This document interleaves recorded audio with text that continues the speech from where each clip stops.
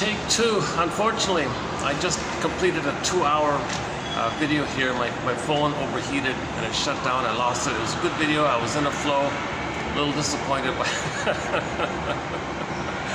What a pity. What a pity. So I'm just restarting all over again from scratch. Hi there. My name is Marcus. I'm the compiler of a collection of therapy quotes entitled 1001 Windmills of the Mind. A collection of advanced self-help quotes taken from what's often called the psychodynamic or the psychoanalytic perspective, which long ago, as I understand it, was referred to by some as philosophical medicine or narrative medicine. Once again, to borrow a line from the singer Steve Perry, who has a song entitled For the Love of Strange Medicine. And that's sort of been the theme for the past few videos, trying to convert the strangeness of these quotes to try to make it more familiar, and in correspondence we may feel more familiar with our estranged self. Now this estranged self is mainly our authentic self that we lost in trauma. So so in part one, in take one, I spent 2 hours on it, so I'm kind of hesitant to repeat the whole thing, to tell you the truth, but maybe I can just do a snapshot of it. So the baby's born with an authentic self, okay, an ontological self. Okay. In The Wizard of Oz, there's no place like home. There's no place like home, inner home, embodiment, embody. You're at home within your body, like embodiment. So that's like your emotional body, okay. And that this is your feeling self, your ontological self, your sense of self. Okay. And out of this at homeness quality, this beingness quality, this serene, inexhaustible fullness of being quality called embodiment or beingness. Okay, the yin, the shakti, okay, the midnight blue, Blue Graham calls it, or the feminine element, the feminine principle, like the moon in the night, the resting, the being like that. Okay, so from this embodiment, from this embodied place, okay.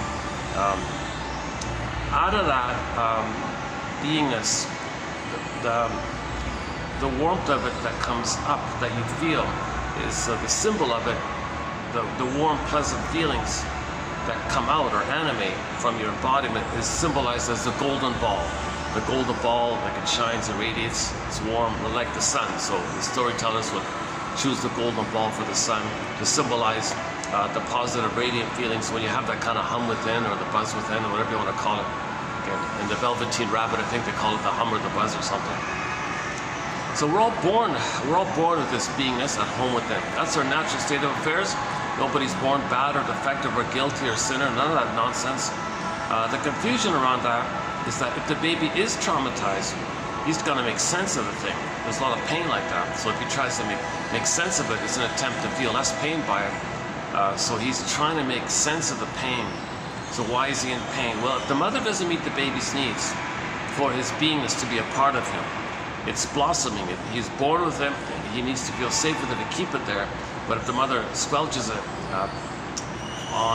because maybe the mother is dealing with too much pain from her past, and the mother has a lot of pain in her past, unresolved issues with her mother, unfinished business with her mother, and because of the pain that the mother has with her mother, the present for her is still the past, or the present for her is called her presenting past.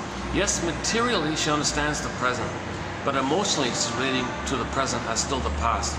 So she's still in the struggle with the mother in the past, which she carries into the present, and repeats the interaction hoping to get out of that pain. So in repetition compulsion, she may actually pull in her own child to say, hey child, I'm going to replay my past. You play me as a baby wanting love and all that. I'll play my own shaming mother who shamed me, but you're me, I'll shame you because I'm the mother who shamed me, but you play me, I shame you. Now the truth is, baby, that's just part A. I am angry at my mother for not meeting my needs. So baby, now I want you now to be a proxy for my mother back then. I'll play it back to me and I'll express my anger at you like that. So what does the poor baby do in a situation like this, where the mother's still in so much pain herself and she's not emotionally present to meet the baby's needs in the present? What does the baby do in response to his beingness, that at home within? Okay, it's lost. Okay, it's exiled. So in the midst of fairy tales, this dynamic can be expressed and symbolized in thousands of ways. So the golden ball can go down the well. And this core in the Greek myth gets pulled down. Snow White in the box in the forest. Rapunzel in the tower in the forest. And it's just endless like that. So we had our beingness, okay, and the golden ball like that. It's gone, not completely gone. It's just repressed, they call it. The memory of its existence is deep, deep in the survival brain. Oh, now it stopped raining, huh? Oh, geez, I got to get over this 2-hour thing. I just spent 2 hours. I got into a flow.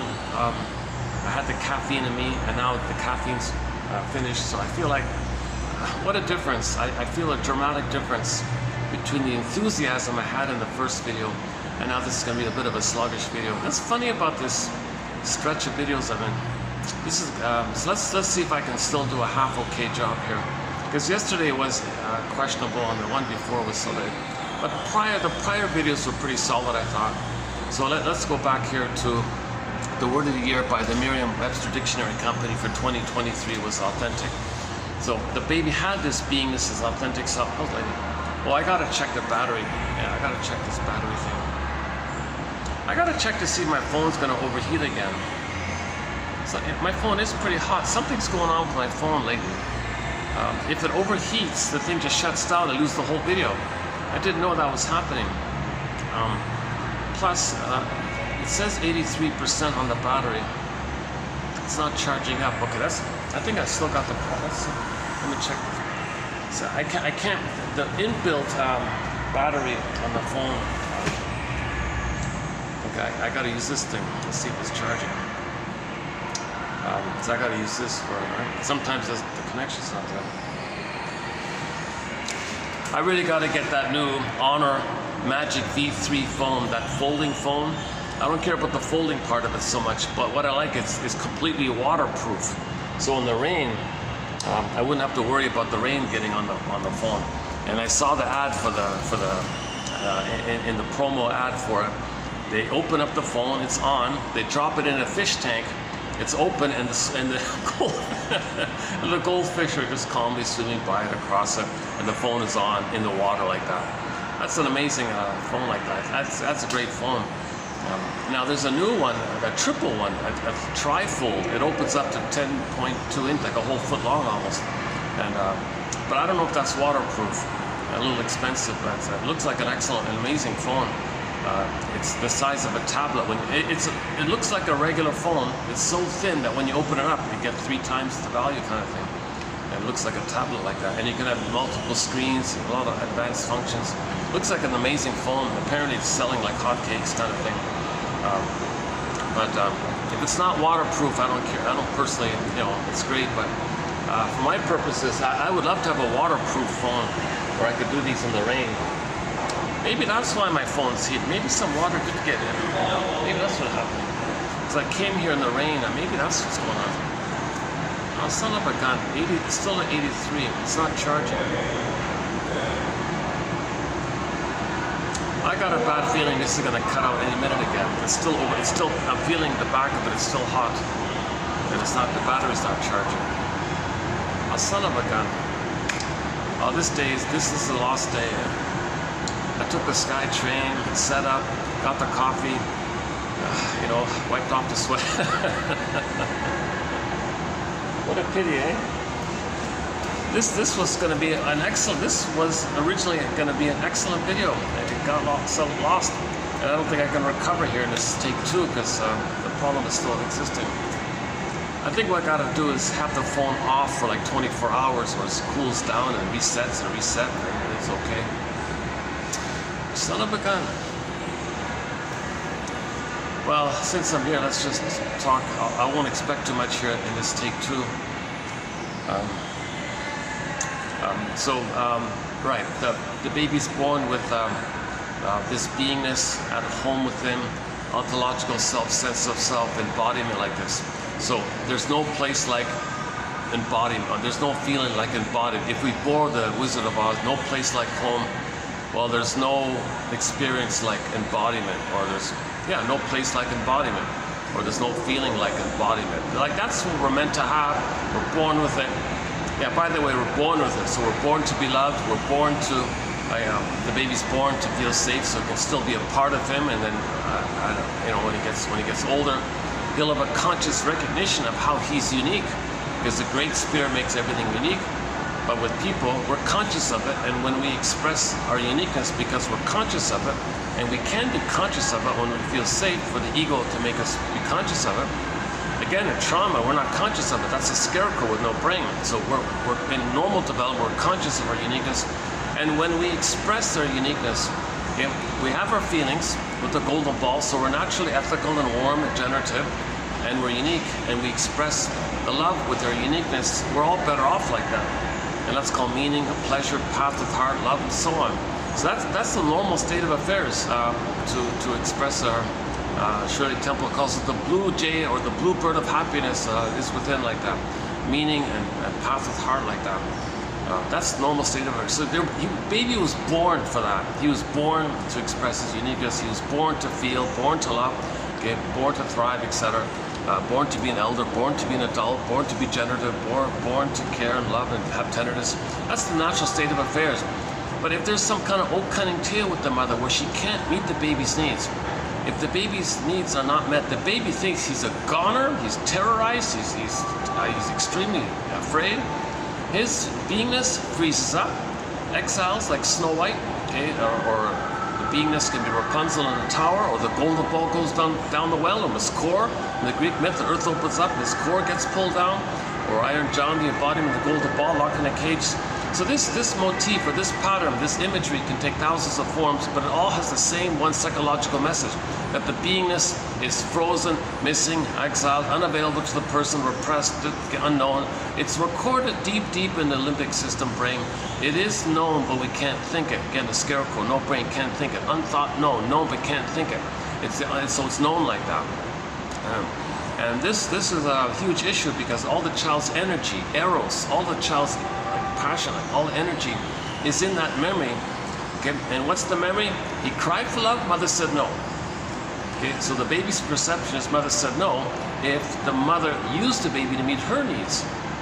So some babies, some mothers want to repeat their trauma. They say to the baby, sorry, I can't meet your needs. I got to replay my trauma in the past. So you play the role of me back in my nursery. I'll play my own shaming mother, and I'll repeat it. So you do my crying for me as a proxy me. I've identified with aggressive, the mother, so I'll be shaming you because mother shamed me and I'm the shaming mother. You played me. Now, baby, you play my mother who hurt me. I'll play myself and express my anger at you. So in this kind of scenario where the mother's in so much pain with this unresolved issue, it's still 83. The battery's not charging. The thing's still hot, huh? I'm not sure what my phone's going to do this time around. There'll be a few interruptions with people passing. I'm in a public. I'm in this mall that I'm in. They're doing an extended park. It's not fully open. It's perfect. There's just like a couple of shops open. Not many guests around. This won't last forever, of course. Plus, I got the view of the park here and everything. So in the meantime, I'll see how long I can use this spot. Nice little spot. I love this little spot. My God. Just a few cleaning staff in the guard, of course, and a few guests coming by, kind of thing. I'm always on the lookout for venues. I've been bouncing around coffee shops and hotel lobbies and little spots like this, wherever I can find a quiet enough place. Yeah, it's kind of noisy overhead, so I usually speak louder when I come here. Okay, so you're right. So the mother, why does the mother not meet the baby's needs? Well, she's in this compulsion to replay her cry for love, because she didn't get her needs met. And when the mother doesn't get her needs met, she's in a lot of pain by that. That pain keeps her stuck there, and she's afraid to love in the present. She can't love in the present, so she won't love her baby in the present, because all the pain pulls in the mother's energy and life force and eros and energy and drive and motivation and desire. And that's all unconscious for her. So her own unconscious puppet master, okay, her own unconscious, like under the water, the iceberg, all that force like that, it says, well, we got a problem. The mother's brain says we got a problem here. We didn't get our mother's needs met, the mother's needs met. Well, repeat it, try again. So the reason it's doing this because that part of the brain does not know time, timelessness. We did 3 videos on the topic of timelessness. There's no time in that part of the brain. That early part of the brain doesn't know time. The amygdala doesn't know time, just like lizards don't know time. The amygdala doesn't know time. So, and all the memories in the amygdala area, the survival area, visceral area. Still 83, huh? So it's not charging up, huh?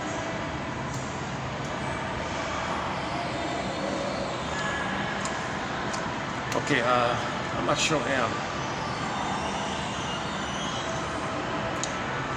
I had fun in that first take. I was laughing a little bit.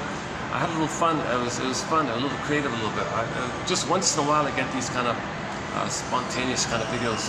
It was quiet here, it just stopped raining, no one's around. I kind of got into a flow. And then suddenly the whole just woof, the thing just shuts down. I thought, you gotta be kidding me. I can't predict or know when it's gonna do that, but I now realize I gotta be more mindful about the temperature of the phone. Like if I touch the back of it, if it's hot. Now it's hot, but not burning hot. So I don't know if it's gonna, still 83, what is it? It's still 83. Okay, sorry about these little glitches here. However my delivery comes across in any video, the quotes are posted below. Click the more link, you'll see the quotes below. For convenience, you can go to the Ko-fi page, the Patreon link page. For a minimal admin fee, €5, $5, whatever, you can get this massive file. It's got 10,000 quotes in it. They're clear, they're informative, and they're getting harder and harder to find, it seems, because a lot of books are being withdrawn and removed. And these, luckily, I caught these quotes before that took place. Plus, a lot of quotes come from books which have never been digitized. I went through the huge labor to kind of find old, rare books to get it affordably, this kind of thing. So these books have never been digitized, some of these quotes. A lot of excellent quotes. And we got a lot of quotes from TV shows and films which no one's recorded. I kind of wrote it down by hand kind of thing. Like Route 66. Go to Route 66. $25.99 TQ therapy code. $25.99. You'll get 11 quotes from the classic TV show Route 66. Excellent quotes. Those first 5 in particular, about the albatross and the third side of the coin and the mask and all that. Those are some of the best quotes in the whole 10,000 batch right there. Nobody's noticed it. Nobody wrote it down. No posters about it. No little images floating around. Nothing. Nobody's only here. This is the only place you'll find those quotes. And that's the case with a lot of shows like Judge for the Defense, Harry's Law recently, 1 or 2 from the Drop Dead Diva show.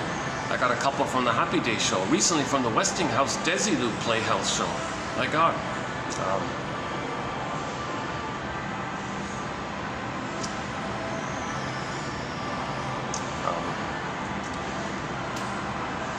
Okay, so we got 62 topics, one on anxiety, one on passive aggressiveness, one on projection, okay, one on identification with the aggressor, one on timelessness, one on ennui, okay, and then we did you'll get the only, another unique thing, you'll get the only psychoanalytic interpretation of Inside Out 2 here, 2840, the world's only psychoanalytic interpretation of that film. So we talk about the splitting mechanism where joy splits. Okay, the free association, that's the stream of consciousness and the broccoli boat on it. And you want to get the avalanche scene is called abreaction, catharsis, okay, like a cleansing, purification like that, where you're getting back and feeling what you couldn't have felt, because now you can know what you couldn't have known.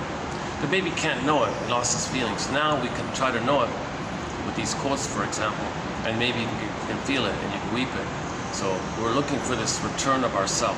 Our authentic self got pressed back, like to the back of the mind, and it came rushing up like that. So that's kind of like a fight, the phoenix like that. So we talk about the jargon is abreaction, like a normal one, like a healing one. Not a sham one that actors do, not when you're pretending to have feelings, not when you're blowing off steam. Those aren't genuine abreactions. So for a clarification on that jargon, forgive psychology for its jargon, please forgive it, says Robert Bly.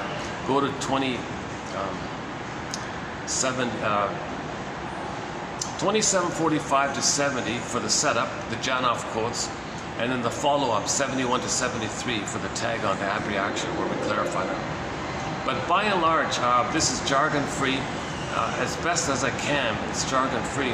When there is jargon, I only post quotes that are like really clear, or, you know. So there's no Jung, no Lacan, and ironically, there's no Freud due to the translation problem. Okay, and a lot of other bigger names like Kohut and Adler, all these bigger names, we don't really have that kind of thing. These are just, these guys, you know, they made some ease, like some jargonese, right? And that trick gives them supply, because people think they're an authority, so they want to get narcissistic supply. People look at them, admire them. So these are narcissistic characters, I think, that seems, and they want admirers and followers like that. See, these are like wannabe, you know, they're just attention seekers. So if you create jargon that confuses people, people admire them. When you're confused, see, when the baby's confused, he thinks the mother's amazing. It's amazing, right? It's called, the jargon is translogic. The more the baby's hurt and wounded and confused and stunned and dazed and all this, well, the more he needs the mother. The more he's got to believe the mother's good. The more he's got to lie and make it up that the mother's good. Okay, so sometimes these wannabe gurus or whatever, they do that trick. They intuitively do that trick. Just confuse them, sound impressive, confuse them, say a little crumb of truth. They make them confused. That clicks up that mechanism within, where the baby's confused. Oh, mother's amazing, mother's good, mother's good. So they want that supply, because people doing this want others to look at them, admire them, think well of them, because the people doing it didn't get their oneness with the mother, so they want narcissistic supply. So these characters that are engaged in this, we don't bother with that. It's not worth it if 1 or 2 points might be true or something. It's just twisted and flipped for their need for narcissistic supply. So we don't have these characters. We don't have that. Now, ironic, now the huge irony is that those characters, like those 5 just mentioned, for example, they've inspired a lot of people to clarify and look into the topic. So because they drew huge followers, and a lot of people broke away free from it. What does this all mean? And they clarified things. So the quotes come from these efforts. So we have thousands of authors here, like Masterson, Karen Horney, Edmund Berger, okay, Melanie Klein, William Fairbairn, Margaret Muller, Guntra, David Solani, okay, Rinsley, Althea Horner, Thomas Ogden, James Grotstein, Arthur Janoff now. Now we're doing Professor Harding here. And there's a whole long list of excellent authors. These authors make things clear. It's meant for everybody. Okay, there's soul doctors like this. People coming here. Hold on, let's see, what is it?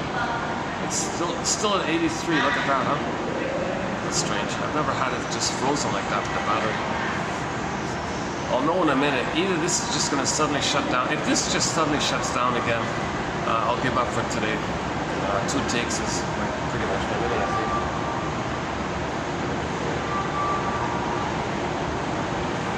I'm kind of hoping I can at least get this take out.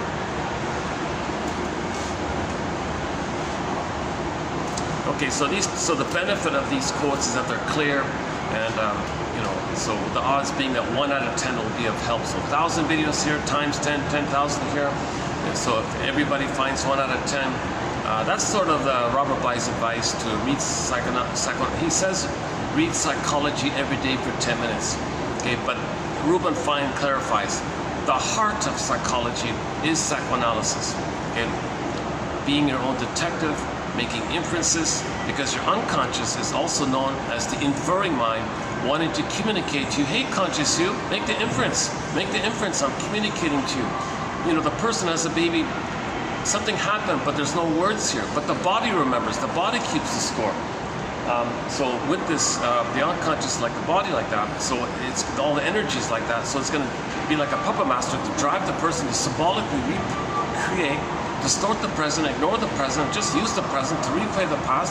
Hey, conscious, look what we're doing here again and again and again and again. Well, I'm trying to tell you that this is what happened in the past. I'm trying to communicate.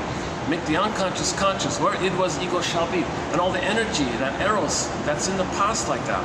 You want to make it conscious.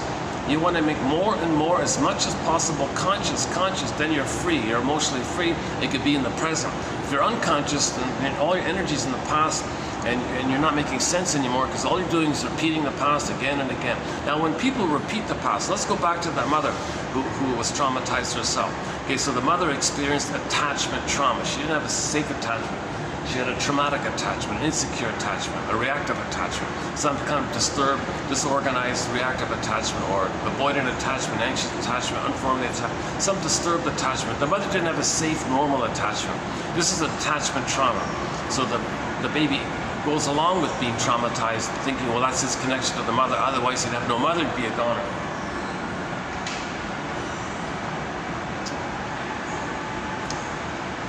God, that's just some guy just standing just a few feet from me here, just with his ear on me, trying to overhear me here.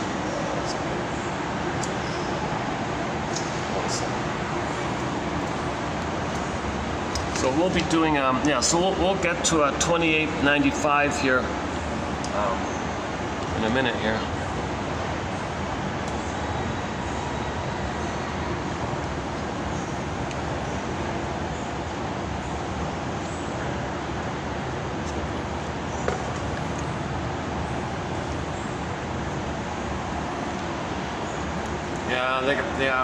The propaganda people, they have a new. I noticed a new theme with their advertising imagery.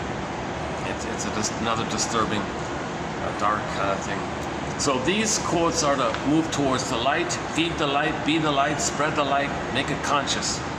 Now, when people are traumatized before 18, they're kind of swimming in that unconscious place.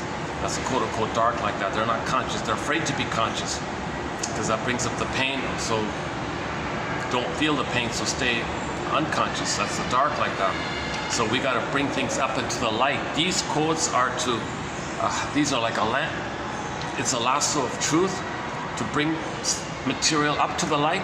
It's a lantern to see what's in the dark, to come up into the light. Okay, this is like giving a night vision and so on. So we got to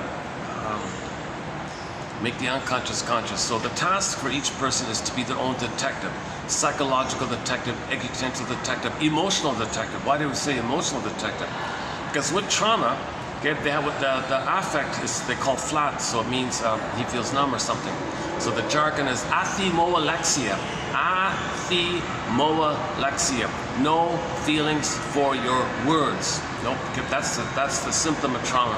Okay, when the golden ball's missing, when the beingness is frozen, Snow White, Rapunzel, exiled, lost, turned to ashes, whatever the beingness, whatever symbol we create is unavailable to you.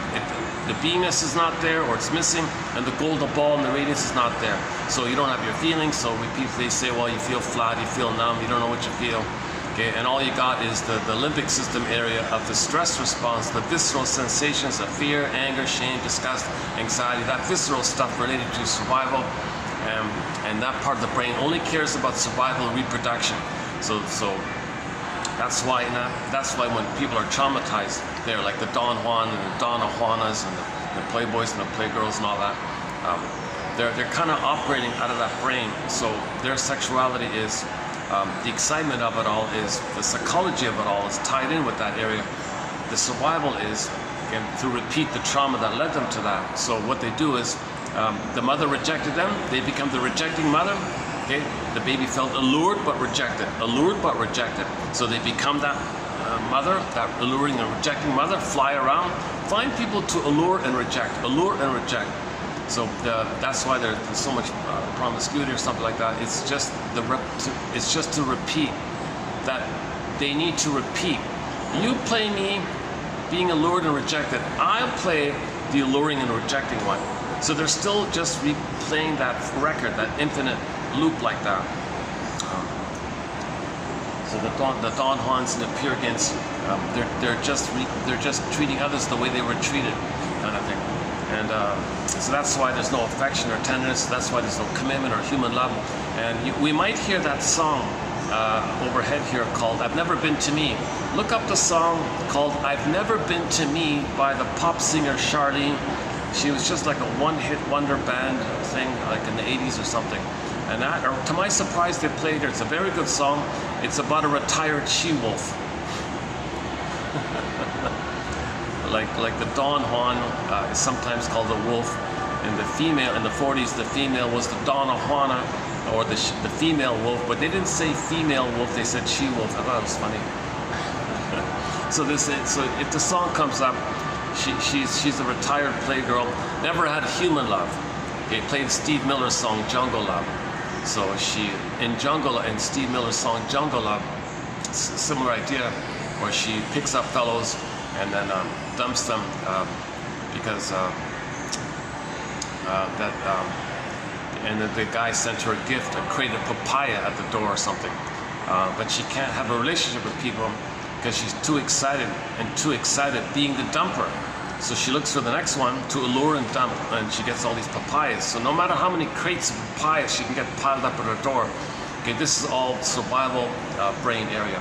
The human side of it all is missing. The feeling side, the affection side, the tenderness side, the warmth side, the beautiful, that kind of mature love, that kind of warm, that kind of area, it's all frozen like that. So they imitate the mother that robbed their feelings. So find others, allure others to reject them.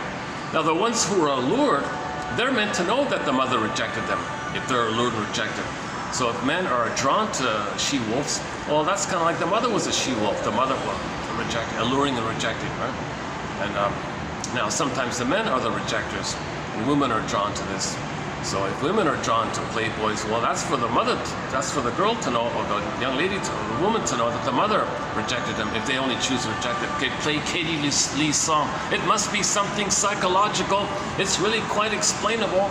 She says she only likes men who are emotionally unavailable. It's really quite explainable.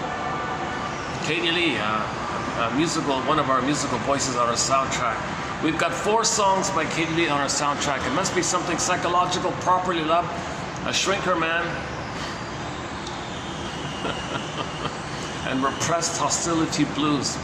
All of them are off her album called Songs of Couch and Consultation. She does have a follow-up album of psychology parody songs called Life is a Bed of Neurosis. A play on a bed of roses. She says neurosis, like sounds like roses. Neurosis. Not roses.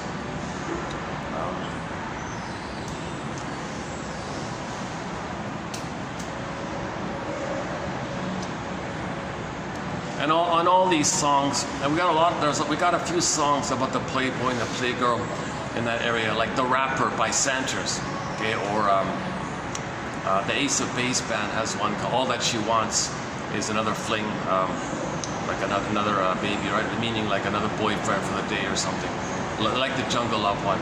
So the pattern is, the promiscuity is, they can't love. So the excitement of it all, okay, is to be the rejecter, to allure and reject, make money, you get the money, or maybe some of them make money or get some gift or whatever, and they're excited by this.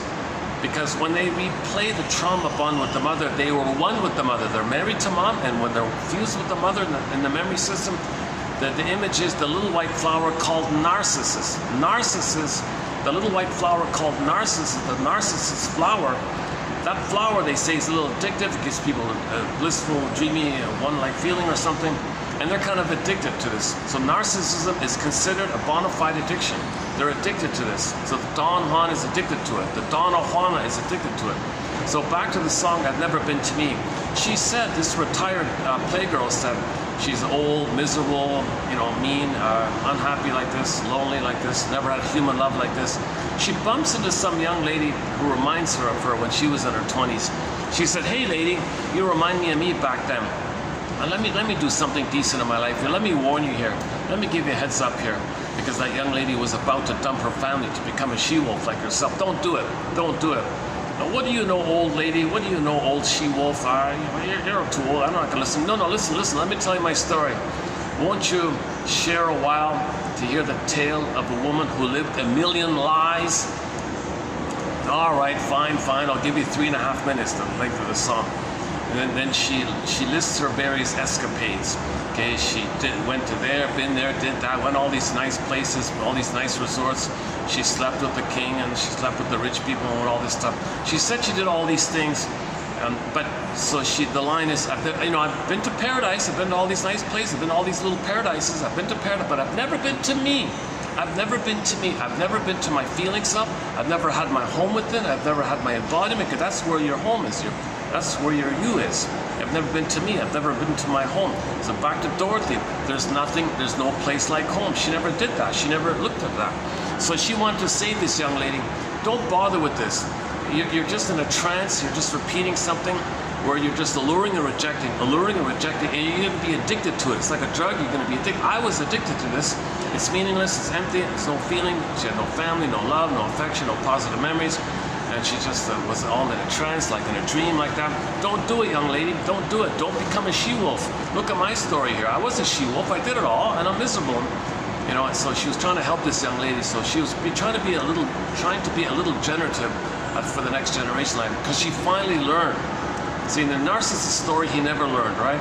Peer Gynt, he learned maybe a little bit at the end, but the story ended when Peer Gynt said to Solvik, his soul, Solvik, my soul, where have you been?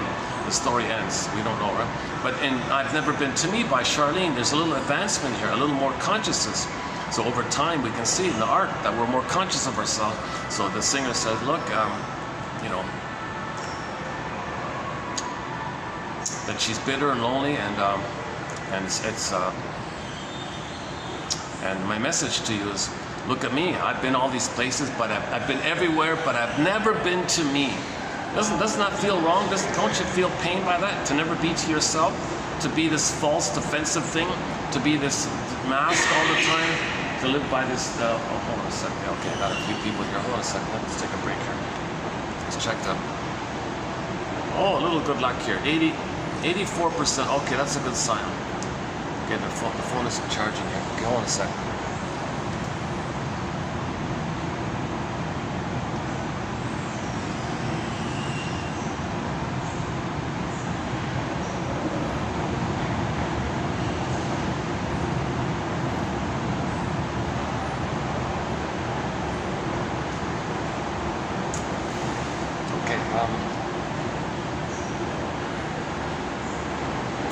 Okay, so let's go back to that mother who wasn't able to love her baby. Okay, the mother was impaired. Okay, she's in pain from her past. So when she has a baby, she has this compulsion to cry for love. But she's the mother who says no to herself. If the mother says no to her, she says no to herself because of the fusion. She becomes the shaming mother who shames herself. Because of the immense pain of doing this, she needs some kind of relief. So it's called scapegoating. She scapegoats her own baby. Okay? Murray Bowen calls it the emotional triangle dynamic, is that on the 2 points there's too much tension within. You disperse it disperses like that, so the poor baby's drawn in like this. Plus, as a defense to not know that she was shamed, if she's going to be the shaming mother, shames herself, to not feel the pain of being shamed, she wants to see the child express and display their shame, their unhappiness. Then it's externalized. If she sees it displayed outwardly, externalized outwardly, then she can project, i.e. see and believe that her unloved self, guilty, no good, is over there, the child's no good. So she wants the child to be miserable, so she can see, to be unaware of her misery. Okay? As above, so below, another way to say inside out. So she wants the above to be created to make her unaware of the below, but ultimately it is to be aware of the below. If she does, in the healing journey, you look in the mirror and you see that's within. Projection or externalization is the means of bringing repressed material to your consciousness. So, but the point is, she doesn't want to feel shame all the time. So she makes the baby shamed. Okay? So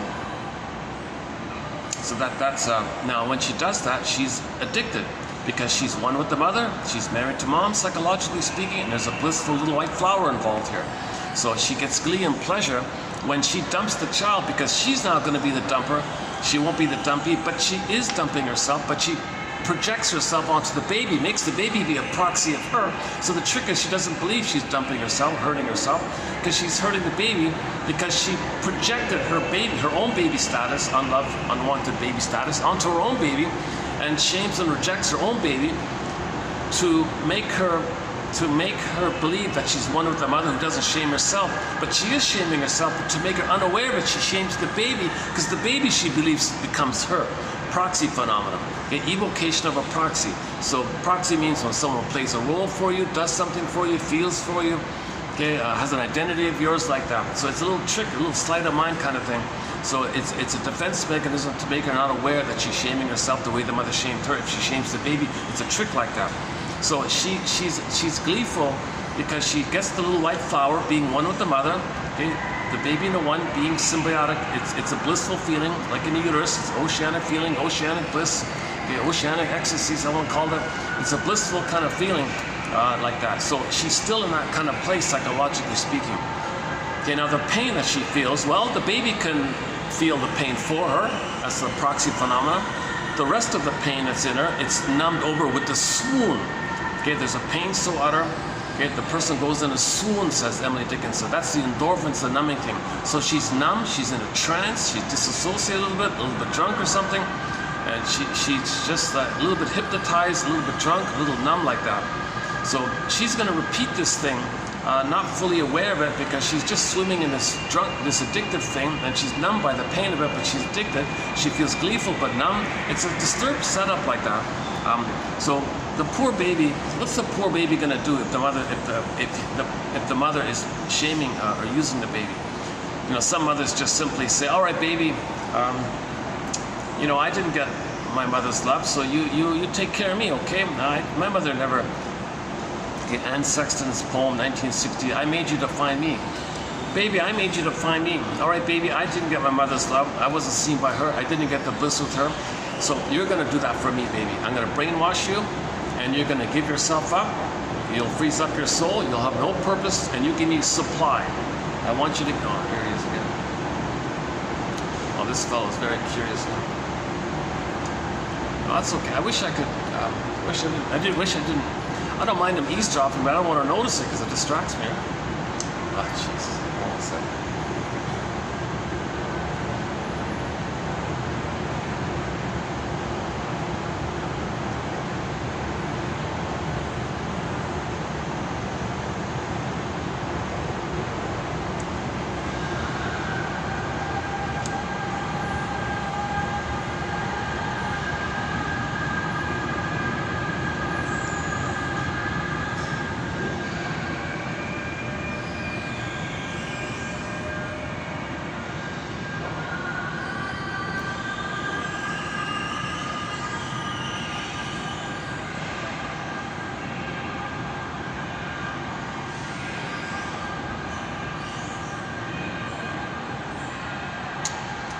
Jeez, the guy's just standing there like a statue with his ear pointed at me, just trying to listen.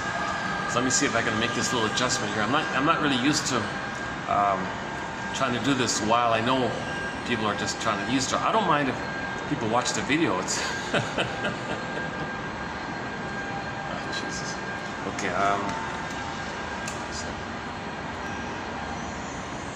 Maybe I can make an adjustment here or something. Why don't we just take a break, another break here, wait for this fellow to go on his way here.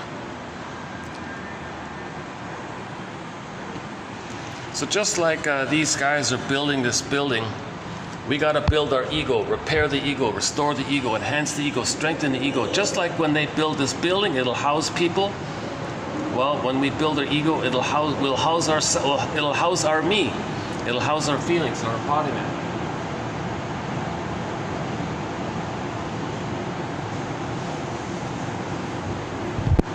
I finally left. Jesus. Okay.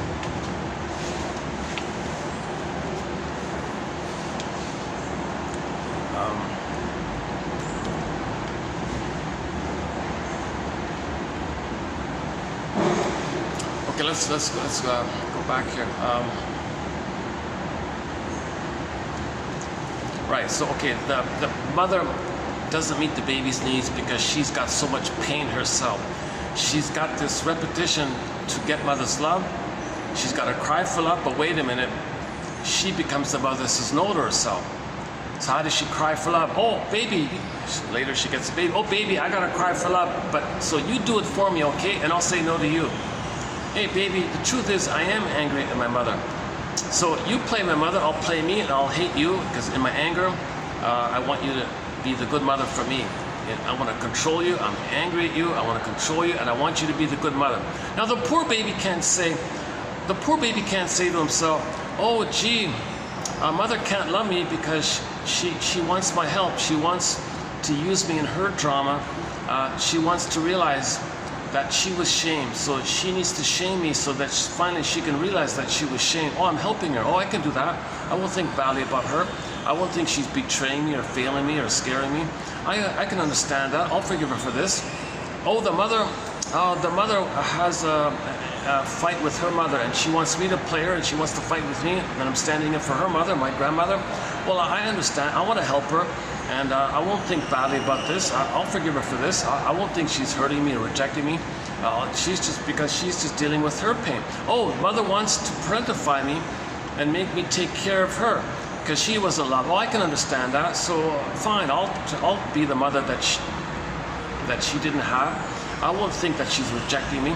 Baby can't do any of these kind of things, right? The baby cannot have that kind of empathy, or he's too, he isn't developed yet, right? So he's still, it's one way for the baby. Okay, he needs his needs to be met kind of like one way from the mother to the baby. Baby can't like give and serve the mother. The mother's meant to serve the baby. It's like one way like that. So, but the mother can't do it. The mother is using the baby in some way, form or another, called the old cunning tale. There's a pain, so the baby feels the pain by this. There's a pain so utter, it swallows this up, he goes in a swoon. And that baby of hers, back to Dickinson, the baby had a great hope for a mother's love, to keep his embodiment, to keep his soul, to keep his feeling self. He had a great hope to be loved, to have it safe like that. It fell. That hope fell. He didn't get his needs met. The wreckage was with him. The wreckage. Now his soul is damaged, turned to ashes, exiled, and all the wreckage. Lost his soul, basically. Oh, cunning tale. Oh, cunning tale. That's when the mother it's confusing. Why is the mother doing this? Oh, cunning tale. That let no witness in. Now the baby can't even know it. His ego isn't. It's the body knows it, but his mind won't know it. That's the scarecrow back again. Plus, with trauma, he won't love the Tin Man, and then the scarecrow and the Tin Man being like that means the baby's going to feel disembodied. That's the cowardly lion one. Okay, that kind of thing. So it's fragmentation, and the characters are kind of separated. Dorothy's a part of nature, part of the system, a symbol of the healing efforts to line things up. Because those characters are kind of separated in the forest, right? So first Dorothy found the mind one, then the missing heart one, then the missing body one. Try to bring it together like that. And Dorothy was told to follow the yellow brick road, follow your feelings, follow your goals like that, try to stay on that path kind of thing. And face the witch, meaning that's a symbol of how you felt when you were traumatized.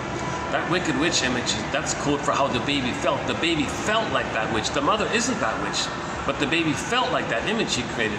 The baby created an image by the interaction with the mother, and he felt like that. That image represents how he felt by her. So when you get the feelings, that's when Dorothy throws the water on the image, and then the image poofs away. She dissolves away, disappears away. It doesn't matter how they make it happen. Then she can go home. Then she can go home to her embodiment. In the conclusion, no place like home. She had it, lost it, want to get it back. That's the common monomyth. We had our beingness, we lost it, want to get it back. Okay, that's the common, again, that's the main message of myths and fairy tales. Myths and fairy tales describe psychological trauma. Myths and fairy tales are symbols or pictures or images to point to our, they're productions of the primary mentation of when trauma takes place. It's like the dream world like that. So myths in the primary mentation, that's why up is down, left is right, this is there, this could poof to there, things are topsy-turvy, shape-shifting and morphing and this turning into this. It's all topsy-turvy like that. Jeez, I just saw a clip about a film, 1982 film, about the whole. I don't want to talk about it, but a film was named after this primary process mentation, like Alice says. So in the unconscious, there's no contradiction. There's no like everything's true. Or if something's true, it could be wrong or wrong. There's no kind of normal logic. So there's a film called Wrong is Right or something. Just an example, up is down, left is right. It's kind of like that, 1982.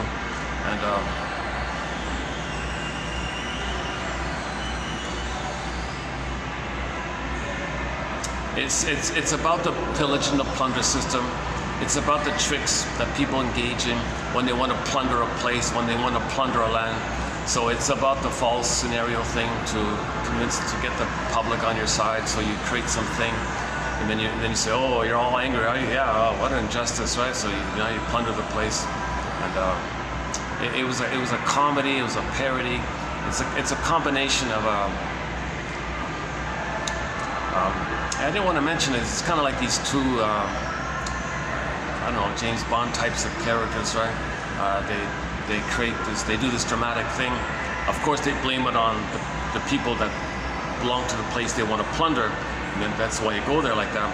So you dress up like them and say they did it, but so you see these guys did it. It's ironic because one of the actors in there did play a James Bond character, right? It's ironic, right? And then the real psychopathic coldness of it all. The song, what's her name? Etta Jane Free at last. Oh, now we can plunder at last. We've been waiting to plunder and pillage. Pillage at last. Plunder at last. Plunder at last. It had this huge slogan like that on the screen in the film. I never heard of the film. I just saw a little clip. I just saw a clip. It's floating around on the internet. A little clip from the show called Wrong is Right, 1982. It's deliberately kind of kept down and out of people's awareness, and you got to pay $15 to see it or something like that. It's not, you can't see it for free except just for a few little clips. And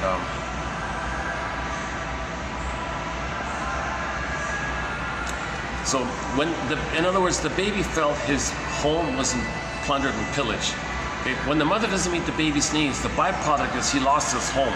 He felt like mother pillaged it, stole it. He felt in poverty like this. Okay, he felt like his treasure and his gold, his uniqueness, he kind of gave it away or lost it away. It was taken away by this image. So he becomes the one who takes away. Okay, then you repeat it. So outwardly, you see resource or something, you see land out there, well, take it because mother took mine. It's as above, so below.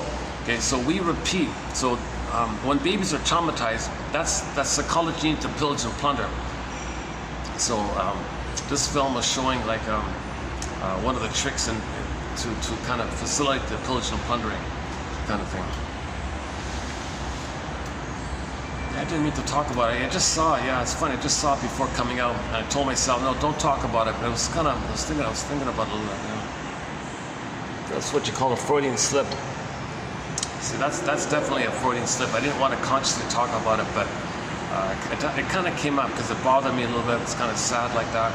And in the comments section, come on, people, how blunt and in your face can it get? Like they're showing you openly about the tricks engaged in, of how, and they're showing you openly in your face of how the plundering and pillaging takes place. So they're showing you, so you stage something, right, and then make and blame the one you want to blame, the people in the place that you want to plunder. Oh, they did it. Then you want to get revenge or something. So this problem of global pillage, okay, that we entered into 10,000 years ago, when we made the transition from village to pillage, i.e. Homo naturalis to Homo prejudice, i.e. Homo sapiens sapien to Homo traumacus. Okay? So we accidentally traumatized ourselves and went from village to pillage. So the intuition was traumatize the babies. He creates an image in his mind of a witch or a monster, or a cyclops, a boar queen, a guy with the horns, a devil, any kind of sea monster, a devil guy, alien guy, any kind of scary entity, like anything that's his mother, that's his connection to the mother. That feeling, his feeling, is the link to the mother. So he's got to identify with the mother, so he'll identify with his own feelings about it. Now, repetition compulsion. Okay, outwardly, if there's land, you know, well, the prototype was the mother had a baby. The baby sold his home, his land. Mother, it's mine. Took it, just robbed it like that. She couldn't nurture it. She just stole it like that.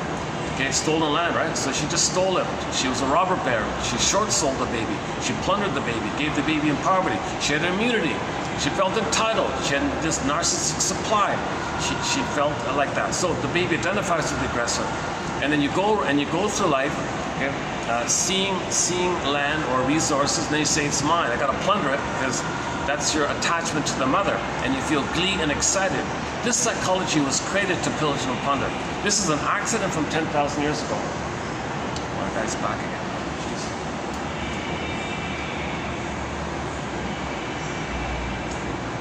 Problem is, there's no real other place to go.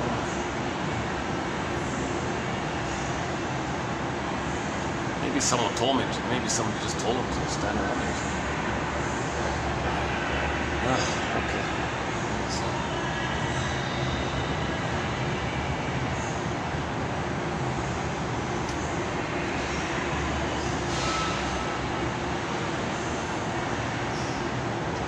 'Or maybe he's avoiding his colleagues and wants to stand near me or something to get a break or something. Okay, hang on.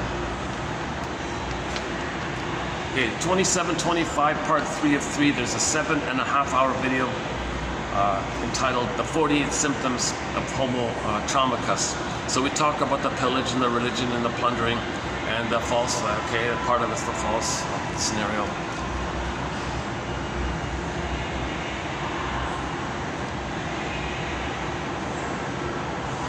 See,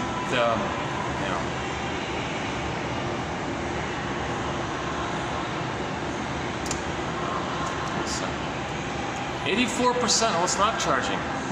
That's funny, eh? It did go up to 84, but it's still at 84 an hour later. Huh? Wow. How's the phone?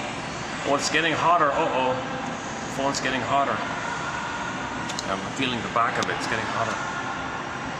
Oh, this might shut down. Oh my God, this might shut down again. Oh, if this shuts down again, I'll give up for today. Jesus Christ, it's already, what is it, 4 o'clock? What is it? Yeah, 3:59. 3:59. Too bad about that first video. I was happy. I was joking around a little bit. I was in a good mood. I just had the coffee. So once again, for the price of the coffee,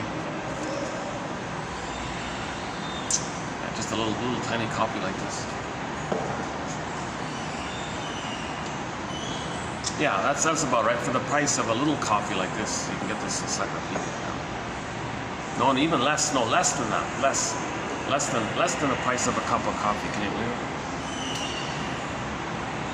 Yeah. Okay, so where are we here? Let's finish up here with the old cunning tale by the mother. If the mother uses the baby in some shape or form to meet her unconscious needs, she's got to replay her trauma. She wants to parentify the baby because she has the hope to get love so she can be herself. She made the baby to find herself. Or she, is angry at the husband and displaced her anger onto the baby maybe. Or the child reminds her of the husband. She hates the husband, she hates the baby. Or she doesn't want to breastfeed the baby because of her sexy appearance. She wants to tease and taunt the fellows with the men. At the office, she wants to tease the guys at the office because all the guys are going goo goo gaga. Now she has control over them, supply over them. So she projects the need for mother onto the fellows at the office and gets that kind of supply and response and attention from the men. So she ignores the baby for that purpose. And I remember the quote was the husband intervened and said, "Dear, why aren't you breastfeeding her?" "Oh, don't worry, give him the powder stuff. I need to get my supply from the fellows at the office because my mother never saw me and responded to me, and I can use seduction as power to get the guys go goo goo gaga at me. So, but you're gonna traumatize her baby for this? Oh, don't worry, the powder stuff will be fine." So she neglected, didn't care about the baby, thingified the baby, didn't have empathy for the baby, didn't recognize the baby's needs, and just said, "Yeah, give him the powder stuff. That'll keep him alive." What about his emotional life, his feeling life? He needs a mother. He needs memories of mother soothing him and being there for him. "Oh, don't worry, the powder stuff will keep."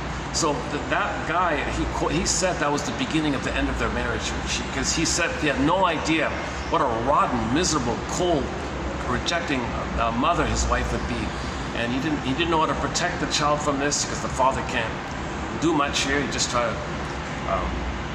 Maybe you could say, "Please see a therapist of why you're rejecting our baby. Please understand. Maybe you're rejecting the baby because you were rejected, and that's why you're looking for love at the office or something." So don't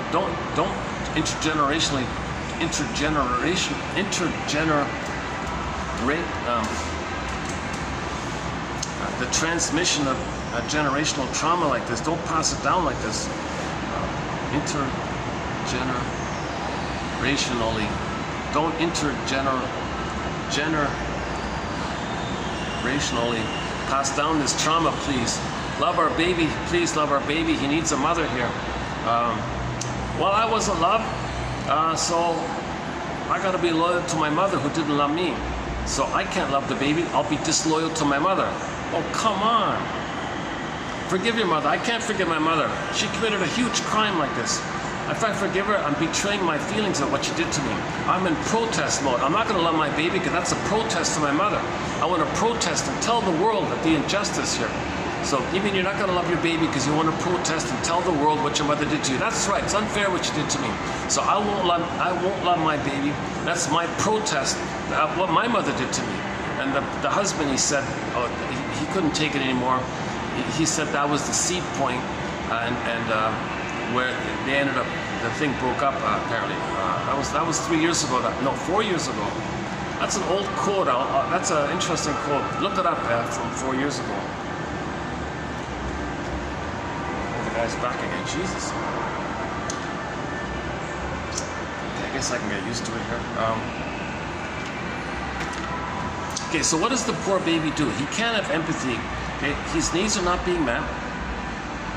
He's in a huge double bind. If his needs aren't met, he thinks he's a goner. But he's got to turn to mother for soothing, but she's hurting him. What does he do? Well, his soul is going to be exiled. Identifies with the image he creates about how he felt by that. And he becomes this wolf image and has the slogan, my greed to your greed. Now he's going to be filled with greed, envy, but he can't mourn. So there's no sadness. No beingness, can't mourn. That's complicated grief, aggravated grief, the derailment of the grief process, pathological nostalgia, melancholia. He won't admit losses. So if there is a loss, okay, denial, contempt, sour grapes, didn't need him anyways. The only identity he has left about himself is that time in the uterus where all babies think they're little kings and gods on the throne. He'll take refuge in that old archaic belief that he had, and he'll perpetuate that and think from that point, he'll think everything's about him. He's the center. He's entitled. When the babies in the beginning don't relate to the mother as a person, believe it or not. They're mainly relating to the theory is mainly to the nipple and the breast, not realizing that the nipple and the breast belongs to the mother and it's a part of the mother, and the mother's a whole person who loves him. He's not fully, doesn't quite get that yet. He's still in this blurred, cloudy, symbiotic thing where everything belongs to him. He may even think the theory is that the breast belongs to him, it's just there to serve him like that. So it's like a thing that's called part-object relating. It's got a little bit of thing, like the attitude is like just there for him, just to serve him like that. Sound familiar with narcissism? Everything's they're supposed to serve them, they're entitled, it's all about them. So they thingify people, and so the plug and play quote was, everything's utilitarian. Lucy Holmes says everybody's a symbolic breast, they suck dry. When it's finished, they discard it, give me another one. Like you buy an electronic appliance, like you buy a hair dryer, use it when it's broken, put it away, give me another one. And the dryer just does what it's supposed to do, it's supposed to serve you. When it's broken, throw it away. They treat people kind of that utilitarian way. The way the baby's trying to nurse at the breast, and it's failed there, now he's repeating it. Now when you repeat it, you're meant to know that that's what happens, so you can go in the grieving process, ride the broccoli boat, get the ab reaction, and forgive the mother and by understanding what happened, and now understand as an adult what you couldn't have understood, so you can now feel what you couldn't have felt. If you can feel what you couldn't have felt, that's called the ab reaction, the firebird, the healing feeling. That's nature's healing you. That's a natural process called healing. When you call ab reaction, meaning the genuine catharsis, the genuine purification, the genuine release of the feelings that were frozen, now it's released like that. So all those orbs and inside out truth came rushing up to the front, kind of like the phoenix. It's called emotional knowing. You're back in your body, you got your feelings, you're a golden ball back, you're at home. There's no place like home. Odysseus got home to Ithaca, Penelope came back. In all these stories, the soul came back and everything was good, right? The kingdom was in poverty, and when the soul came back, everything was good. The household was impoverished. When the soul came back, everything was good. So the metaphor is when we lose our soul, we feel empty, guilty, and all this stuff. But when we get back our soul, everything's healthy and the symptoms go away. Oh, the sun came up. Well, it's been quite a day today, with the heavy rain, then the drizzle, and now the sun came out.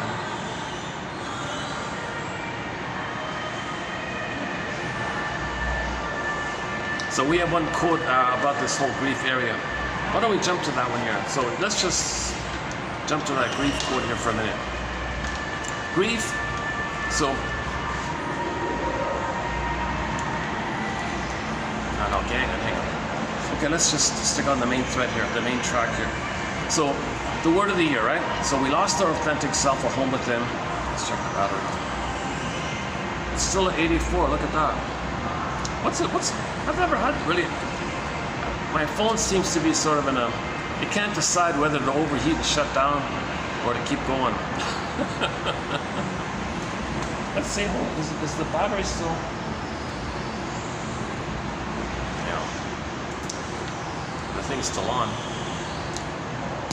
Okay, I know if either this phone's gonna suddenly cut out, I'll give up, or what's going on with this phone here? See, this has only been 1 hour, right? But it feels like 4 hours because I did 2 hours before this one, right? Luckily, I got the good coffee today. See, what a difference coffee makes. If you have a good quality coffee, I don't get that bitter, sluggish reaction. But a good coffee, I feel the difference. Yeah. It's in the mall. They sell this downstairs in the mall. I can't believe it's a very good coffee. My goodness. It's better than the stuff they give you double. No, you pay 3 times the same price, same quantity, and it's bitter, a little bit acidic. So it's funny. And this is like this is the area.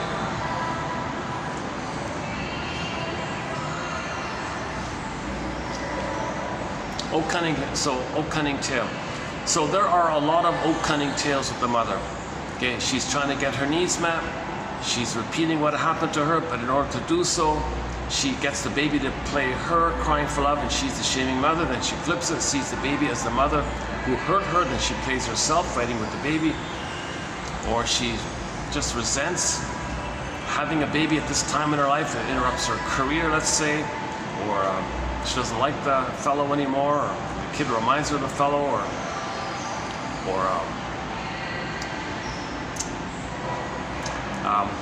maybe or she decides to use the baby as a narcissistic supply all the time, and then maybe as like an ally, like an ally, and then alienate the husband like that. And she wants to push the husband away, so she wants him to voluntarily leave. So she provokes it that way. So that's when he's a book called When He's Married to Mom. Go to nfb.ca over dependency. The book was about how some fathers say, "Oh my goodness, his wife is engulfing, demanding, clinging, possessing, hurting the baby. He doesn't know what to do. He gives up, sacrifice. Fine, take him, leave me alone. Goes to the garage, leave me alone. The kid says, I don't want to like this. Dad, help. Oh, leave me alone. I gave up already," or something. So that kid is swamped in, and he's enraged at the father for that, because that was his last hope. Because so he had all his last remaining hope was with the father. So he's enraged that the father didn't protect him from this. The fathers are meant to be a bridge to help the child. As the child can naturally differentiate from the mother and connect with the father and all that. But the father's got to welcome that. If the father pushes and says, "No, I don't welcome that. Go back to the mother." Okay, he's enraged like this. "No, don't do this to me, father. I want to get out." Now, so there's a double whammy, because the mother's pulling him in. So the father should maybe pull him out or something. So the child's in more of a need for the father to come in and save the child from the abusive, engulfing, clinging, demanding mother. Okay, so it'd be better. It wouldn't be so bad if the mother said, "Fine, you can be yourself," and the father's not around. Well, he may connect with other people in the environment. That's okay. He can still grow like that. But but the more the mother's engulfing, the more there needs to be someone else that he can connect to afterwards to get him pull him out of that. But there's a degree here. If the mother was too shameful and the child expects motherliness from the father or someone else that's failed, then you're just still in that battle with the mother, just transferring that unresolved battle with the mother with everybody else. Now you're angry at the father, for for not being the mother and for not protecting you from the mother. So everybody's so enraged at the father now for what the mother did. See, so this phenomenon. That's what Mr. Freud means by the Oedipus complex, Electra complex, Laius complex, Jocasta complex. Nobody got enough love to be themselves. They're engulfed in, that's the marriage. No child wanted that. Okay. Myths and fairy tales refer to inner dynamics. Don't care about pop psychology's disturbed translation of it. No, it's a symbol of the inner, the true and the inside. So the child and the mother are one, psychologically speaking, the fusion, the symbiosis, like a marriage like that. He didn't want it that way. It's better to say that the mother wanted it. The mother married him like that. But it's not like that. The mother, the child's sense of self couldn't get out of that. And there was no father around. Where's the father? He didn't kill the father, nothing like that. Just there was no father there, that's all it means. It's just an attempt to describe a picture of what's going on within. So the picture of what's going on in, there's no father, okay, and he's one with the mother like that. It's all a mess like this. So in the healing journey, you gotta forgive your mother for doing this.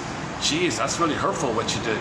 Well, I guess I get it, but I'm really sad about it. Now you gotta weep, you gotta cry about it, you gotta talk about it, freeze broccoli boat, rap reaction, and then you get back then you get the phoenix back. But in order to get the phoenix back, the phoenix comes from an egg. Okay, psychoanalysis looks for an egg in a basket or a nest that's missing. So first weave the basket. This is about building the basket. Just like they're building that. You got to build the basket first. Then spontaneously, by nature, there may be an egg. Okay, just like the bird builds a nest first before there's an egg. So we just first do our part to fix the scarecrow. The rest is nature's doing kind of thing. You don't control it. You can't bypass that. The New Age people say, oh, bypass it. That's called spiritual bypassing. You can't bypass that. So this is about being a detective, to build, just like they're building, like those guys are building. You got to build the nest. You got to build the ego. That means you're setting it up for you to be able to now know and now understand, now recognize what you couldn't back then. If you can do that, then maybe spontaneously you'll be able to feel what you couldn't have felt. That's the release, that's the ab reaction, that's when the orbs come rushing to the front.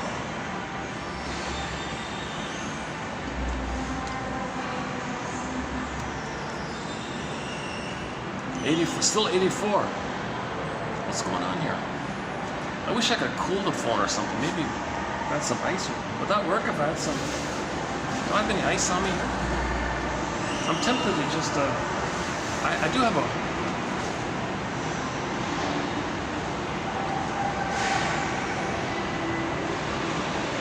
Let me try this. Where is it? I've got I carry like a cold thing here. Hold on a second.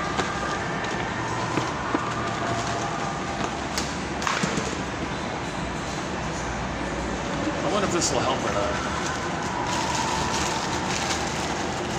Yeah, I'm just gonna hold like a cold towel behind it. Maybe if this trick works or not. 84. Let me just hold it here for a few minutes, see what happens. Okay, can I do it like this? Hold on a second. How can I hold this? How can I hold them both without turning off the phone here?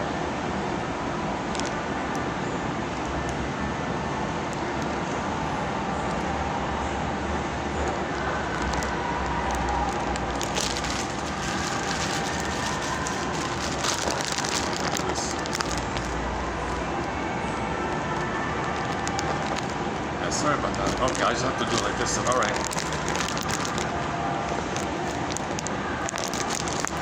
Jesus, I gotta use 2 hands to hold this one. Okay. Let's try it. Let's see if this works. Let's see, did it work? 80, still at 84. Let's see if it works. Okay, let's go back. Where are we here? Old Cunning Tale. So we gotta identify this old cunning tale. So Bruce Springsteen, YouTube, Independence Day, Toronto. Listen to the intro he gives to his song of his. He's talking about emotional Independence Day. Like as a teenager, he had physical Independence Day when he escaped the abusive home, he said. He's very open about his therapy and all that. He's very open about it. He wants people to be conscious of therapy and all. He's a big promoter of therapy. He's maybe the #1 biggest promoter of therapy. Ironically, Bruce Springsteen, right? A major name like that. So he said, although he got physical Independence Day, he didn't have emotional Independence Day because the script was in his brain, and that script follows you everywhere you go. So no matter where he went, his inner conflicts, his memories followed him wherever he goes. So how do you get true Independence Day from that script? Well, in his 60s, he updated that song with the introduction in Toronto that he gave. So he said you got to see the two sides of the parents, get a balanced story, admit the truth that she hurt you, but don't be over the top. Find some benefits there, despite the fact that the mother was impaired and couldn't love you. Nevertheless, she did find some way to love you a little bit. Mostly no, but a little bit yes. Get an honest appraisal. The truth will upset you free. Find the truth. Find the light, find the truth. Okay, so let yourself be surprised that your parents are just people. They had dreams and hopes like that they were traumatized, that they were impaired, that they were dysfunctional. Okay, let yourself be surprised like that. But they still tried. So little ambivalence, a little mixture like that. Get the two sides, and realize that whenever a child is criticized by their parents, that's because the parents are in pain themselves from their past. So you keep that as a factor. Okay, and so on. Okay, get their story. Rosanna, dear child, the more I learned of my mother's story, the more of a person she became to me. So try to get the story. So Springsteen was basically saying, try to get the story. See the two sides. See the two sides. It's not either or. Your mother's not a goddess or a demon. Okay? In correspondence, you're not so special and all that. Entitled, little infantile, narcissistic God, all about you and don't care about others. No. Okay? Nor are you this defective, always no good, always guilty, always shameful, never gonna. You're neither one of these things. You're something in the middle. It's a both and case scenario. It's a human both and. So the mother is both and loving, and she cried for love. The mother was loving, but she cried for love. But in the pain of crying for love, maybe she was hurtful because she wanted to show how she was hurt. Hurt people because they're hurt to say that they're hurt. So, but she's still crying by expressing her pain of her hurt by showing you in her kind of talionic revenge fantasies at her mother. So she's got to hurt someone innocent to say, see, I was hurt. See how I hurt them? That's what my mother did to me. So she's crying like this and pain like this.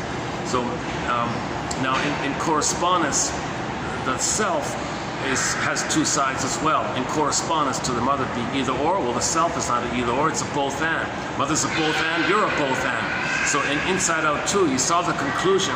After the broccoli boat, you got the orbs coming up. It was a both and there.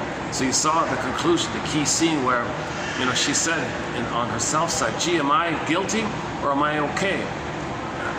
That I commit a crime or am I innocent? Am I all bad or am I all bad or am I wonderful? Am I special and titled little God or something? Am I just defective, no good? Like this, it's neither. So those two part sense of selves from the either or sides were both removed to make space for a new sense of self that's a both and. That's the healing thing. Now you get your body back because it's a both and. The body is a both and. The mother is a both and. Okay, the mother's not an imaginary goddess or demon, and you're not an imaginary little god, imaginary little demon, like nothing like that. You gotta get like a human kind of setup. Let's get it work. Still 84, it's not working. Well, my exercise here didn't work. I tried to hold a little cold towel behind it. Oh, it's still baking at the back. Oh, it's still baking behind. Oh my goodness.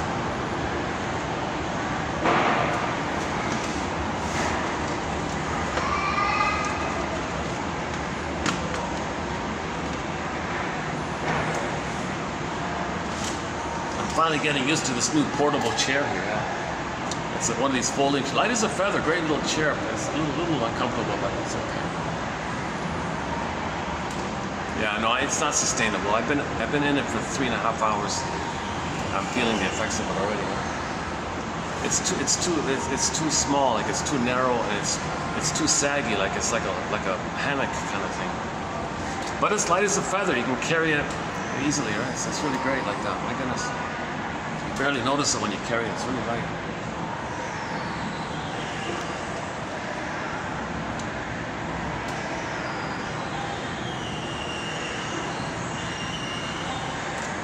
Okay, so identify the old cunning tale by the mother.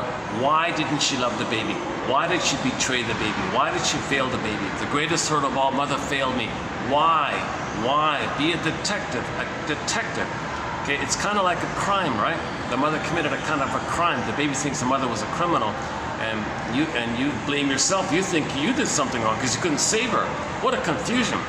No, the baby didn't commit any kind of crime, but the baby thinks that because he's got to see the mother as good to survive. What a trick like this. See, so this is something got to clarify, that you got to update these things here. So forgive ourselves. We got to forgive ourselves as babies for making these false beliefs, because we were trying to deal with the pain and anxiety. We were trying to manage this pain and anxiety. So Fairbairn's jargon for this, okay, is the moral defense. The baby's gonna be like a little judge, make this moral decision here. All right, all of this pain here, all this anxiety here. We gotta manage this situation. We got some explanation here. We gotta understand the situation here. All right, kaplunk, mother must be seen as good, so we'll just say she's good for the baby's survival. Now the baby feels maybe the baby is in pain. Maybe the mother's punishing him, he thinks, or so maybe he did something wrong like that. Maybe he tried to save the mother, but he failed, so he's guilty. Maybe he thinks he's being punished, so he's guilty again. And maybe the mother doesn't meet his needs. Maybe he's defective. All right, we'll just make this decision that he's no good. Kaplunk. So the baby's mindset is, I'm not okay, mother's okay, you're okay. So I'm okay, you're okay, but that's the template. The mother okay will be you're okay, everybody's okay, and you're not okay. So you go through life, all babies begin with, I'm no good, like this. Now the baby wasn't born a sinner or guilty, sin, committed a crime. The baby wasn't born like that. He created this existential conclusion to manage the pain of it all. If the mother didn't hurt them, he would maintain his beingness and embodiment, and he would maintain his sense of wholeness like that, and he'd be healthy like that. He'd be a very healthy baby. Obviously, have a healthy, long life. He might be athletic and good with music and things.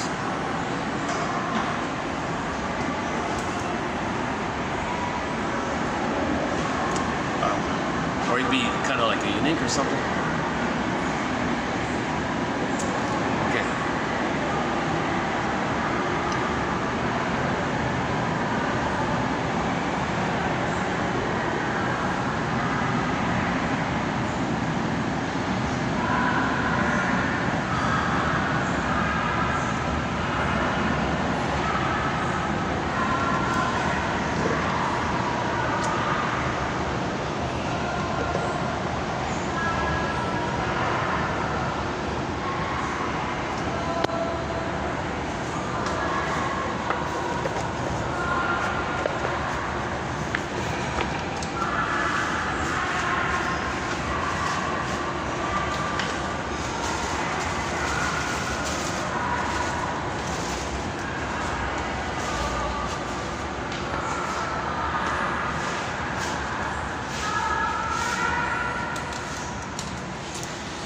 Let's see how we're doing here. Still 84. This is really weird. I've never really had it like this. My phone is caught in between it being too hot to accept the battery, but I'm filming, so it's taking heat. Why doesn't this thing just naturally cool off? What's going on here?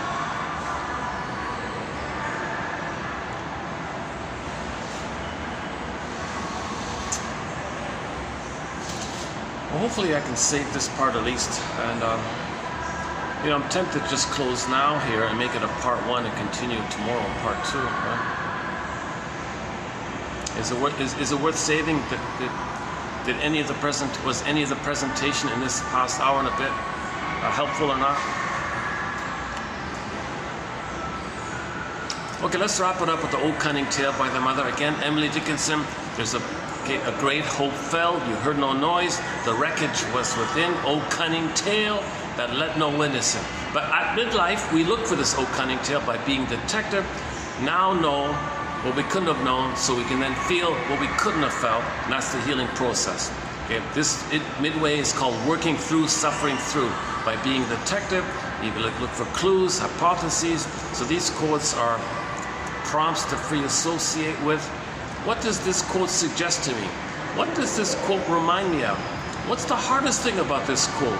And just free associate, say what comes to mind, ride the broccoli boat. And just a little practice. These are quiet awakenings, gentle awakenings, 10 minutes a day, Robert Bly says, and so on. Okay, so let's just finish up that the mother did an oak cunning tale on the baby, and in response the baby froze up his soul. And if the traumas before 18 months, he identified with the uterus, the time in the uterus where he was a king little god, and now he's going to have narcissism. So narcissism, the source point of narcissism, is when the baby has to take refuge at this point, where in the uterus he was a king little god, and he didn't get enough symbiosis. He didn't get enough quote-unquote supply from the mother, seen by the mother, responded by the mother, soothed by the mother, comforted by the mother, attended to by the mother. He didn't get that kind of stuff. So when there's trauma like that, you live with this constant effort to get it, but it doesn't work. Right? It's past that critical time. You can't lay down human connections like that. The baby's brain is malleable in the beginning. He's laying down the memory system based on interaction with the mother. But you're still looking to others to meet what you didn't get back then. It doesn't work. It's set in. It's a critical time sensitivity period. It's a critically time sensitive period like that with the plasticity of the brain and all this they say. So human connections lead to neural connections. Now post whatever age 3, 4 like that, and you're still looking to others to be the mother for that time to lay down the proper wiring. No, once the wiring is set, it's set. It's like a curse like that. Deep imprints in the survival brain. Those memories are really deep because it's based to the baby's survival. Very emotional. When something's emotional, you deeply remember it, right? Simple, basic Pavlovian classical conditioning. He deeply remembers that he cried for love. Mother said no, but you search again. But the pain means you don't know your needs, but you're still searching. It's like a conflict like that. So you're still reaching out, but you're gonna look for something symbolic of the mother, but something symbolic of the mother is not the mother. No time machines, no morphing machines. You can't go back to the past. So you're going to be disappointed again. Okay, you do it again, disappointed again. Okay, so eat a cookie, it wasn't mother. You eat a pint of no, that wasn't the comfort of mother. That wasn't mother's sweetness. Okay, you drink a bottle of wine. Oh no, that wasn't mother's stimulating fluid. Okay, or you go to the slot machine, alluring and rejecting. Okay, well. That slot machine wasn't the breast in the nursery. Now the breast was alluring and promising. That failed. Go to the slot machine. Blinking lights, promising, put your hope in, pull the lever, disappointed. So you symbolically kind of replay it. We repeat because we don't remember. If we don't remember, we keep repeating. And if you can finally interpret your behavior, that's an attempt to remember. And when you do remember and grieve about it, okay, then you stop repeating. That's the one exception about Mr. Freud that we have here. This famous essay, Memory, Repeating, and Working Through. If we don't remember, we keep repeating. When we finally remember, we stop repeating. The midway process called working through, suffering through like that. Hold on a second.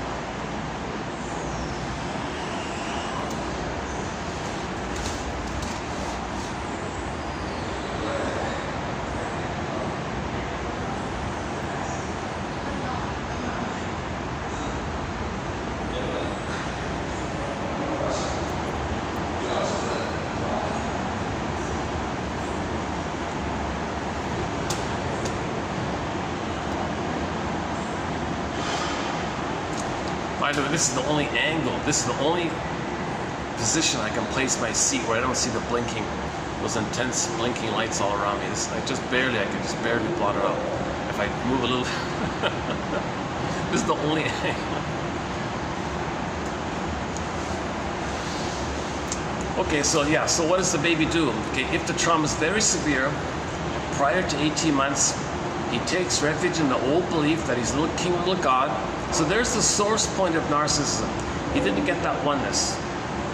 That translates later on wanting supply, wanting others to see them, admire them, look well at them, comfort them, make it all about them. So from the baby's point, he was the center of the universe. It was all about him. Okay, everything was just utilitarian, just to serve them. Hence the idea is like a king or something like that, like a bad king, I guess. Like a greedy, selfish, infantile king, baby king. Okay. He can't love. There's no empathy like that. And if he doesn't get the supply. Oh, if he doesn't get the supply. Now, a key point. If he doesn't get the supply. The supplier is considered a part of him. So that part of him is misbehaving. So he's enraged at that one. And but rather it's a human being, and they set a boundary. Oh, they're gonna violate your boundary because you're misbehaving. You're me. You're supposed to supply to me. You're the breast. The breast's supposed to feed me. But the person's a human being with feelings. And no, you're not. You're my mother's breast. You didn't feed me. So if the other person sets a boundary, no, I can't do this. That he's operating the way the baby would feel if the mother is rejecting him. So he's going to be angrier if the other person sets a boundary like that. So he's going to violate the boundary in a gulping kind of, it's everything or nothing. Give me my supply or forget it. He'll be very angry like that. So that's called like a narcissistic injury leading to narcissistic rage. So we always talk about these 2 points with narcissism. A little slight and they get an injury and rage like that, right? Because the other was supposed to be a part of them, serving them, looking nice to them, admire them, thinking well of them, paying attention to them. They may have put on a pompous display to look important like that, so they see them, look at them. They ignore them, you slight at me, in a rage like that, right? And you can see a lot of people, dressing in very important, pompous ways to kind of draw attention. They just want that supply. They just want to know that every day a handful of people looked at them and, oh, look at that, whoa, look at that, whoa, look at that's what they supply. Just look at the baby, where are you, mother? Nursing, milking, oneness, where's the oneness? Where's the oneness? Now, it never works. You can have 20 lifetimes having people look at you, or whatever it is. It doesn't translate to the oneness that was needed back in the nursery. So they still feel empty, they still feel greedy, they still feel vulnerable, they still feel shame, but they're still at that place where they have the hope to get that. It's the death of such hope that's the birth of your the fight of the phoenix, getting back your home. You're never at home when you do that. You're never at home when you're a greedy narcissist. You're never at home. People with the narcissistic pattern, stinger pattern, bully pattern, Yago pattern, etc., all those psychopaths in that film I saw, the film clip I saw, it's just that film clip, yeah, back to that, what's it called again, Wrong is Right, 1982.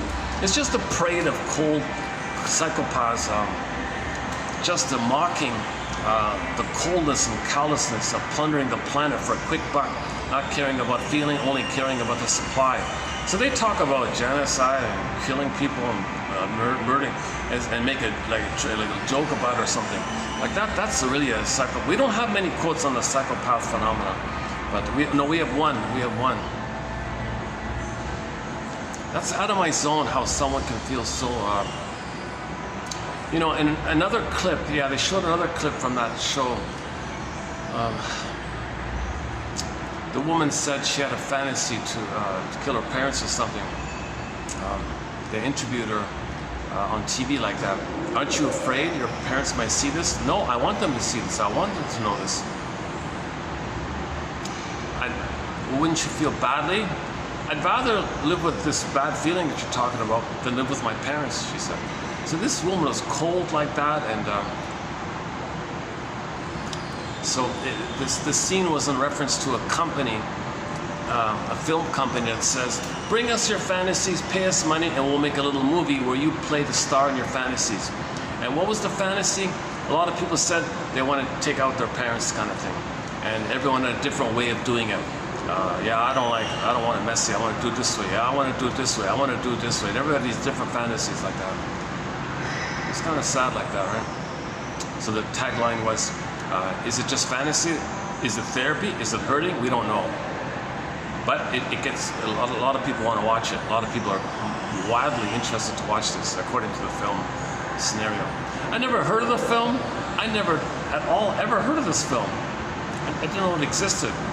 But it's kind of popular now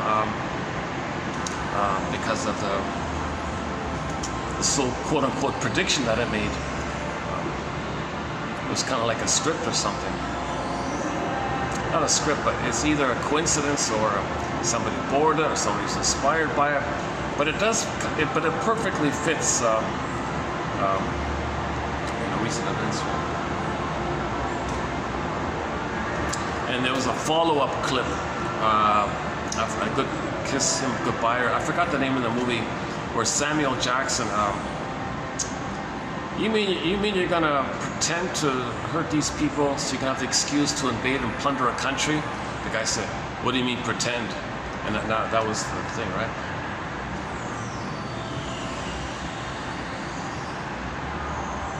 So this aggressive compulsion to plunder a land, plunder their resources, and not care about the effects, that's a reflection of how the baby felt with the mother.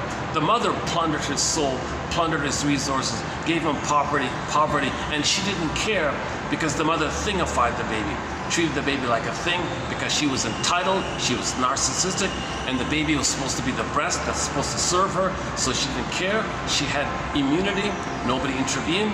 So people plundering the planet, they give themselves immunity, make excuses, of course, and say, well, if there's land, if there's land and resources, well, automatically it belongs to me. Well, that's a reflection that when the mother had a baby, she said to herself, I'm entitled, it's my right, mother's rights. It's my right for the baby to take care of me and serve me. I made him. She thinks these disturbed things. Okay, play the clip now, Voyager. The scene with the shrink, Dr. Jack Quith, confronting Mrs. Vale, abusing her daughter, Charlotte, played by Betty Davis. The shrink went down the staircase scene, confronting this woman. What are you doing to your poor daughter here? She shouted, she barked, mother's rights. Nonsense. You're not entitled. You're not the center of the universe. You don't own people. She's not a thing. She's a human being with the right to be a person, to feel and to know herself. Now, Voyager, seek thou forth and find yourself. Go, take off, flee, run. So Charlotte, Betty Davis took off and all that. So that was a good scene. And Mrs. Vale finally, grudgingly, came around. Okay, I guess you're right. I don't know. I thought I had the right to do this. No, you didn't have the right to do this. Didn't I? No, you didn't. Oh, I see.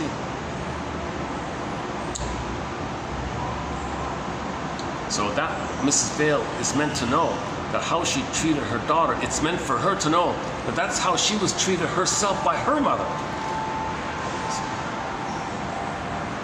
Since she didn't know that, she repeated it. If she can know it, she'll stop repeating it. So about 2 years ago, we had a quote where the lady was about to have a baby, and 85. Oh, good. It went up one bit. Okay, that's a good sign. Okay.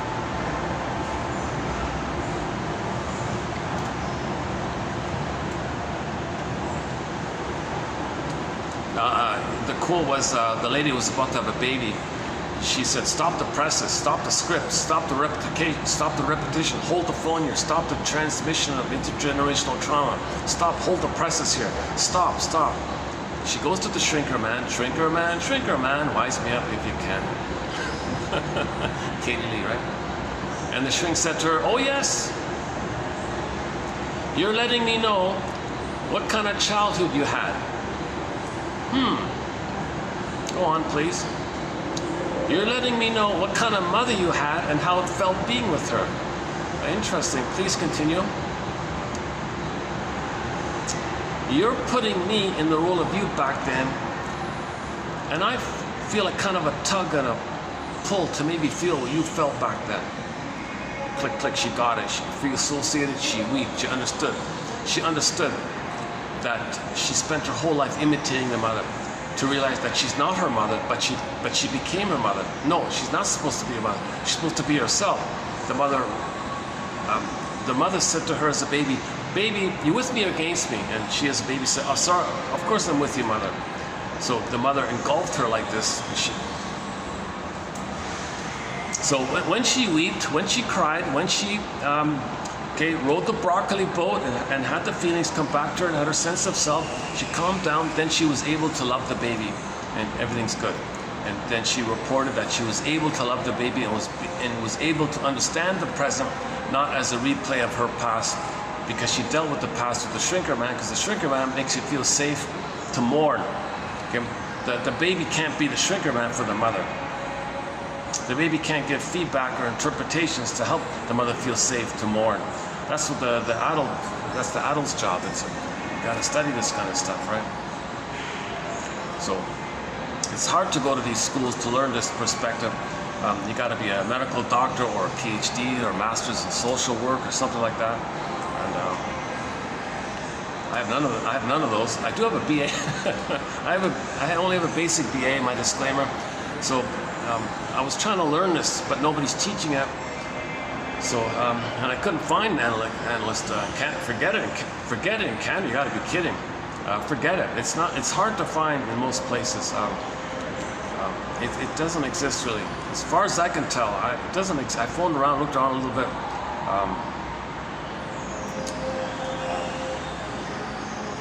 You got a lot of PhDs hanging up shingles and things, looking for supply like that. That's not it.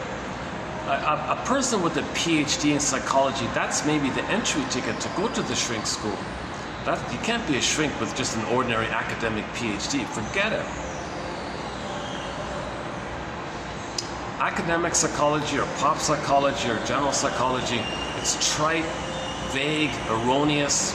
Okay, you know a little bit about behavioralism, not the monkeys, you know that stuff. You got to be analytic. You got to recognize that the baby creates a memory of the inner experience, and that memory, okay, makes him. That's how he's going to see his tomorrow. He sees today through the lens of yesterday. That's the analytic idea. Okay, that you distort the present to wrench it to fit the perception and the lens that you created yesterday. That's how you survive and you're stuck there. So everything fits into that. They pull today into that past kind of thing. That's the dark idea. That but we want to get into the light. The light is to build the present, build the ego so more can come to the present rather than the present goes to the past. Let's see, what is that? 85. That's the weirdest thing I've ever had with my phone. It's still pretty hot, yeah, it's still baking in the back, right? It's not cooling off, right? Maybe it did help holding the... Let me save this video here. Let me get back that. Where's that?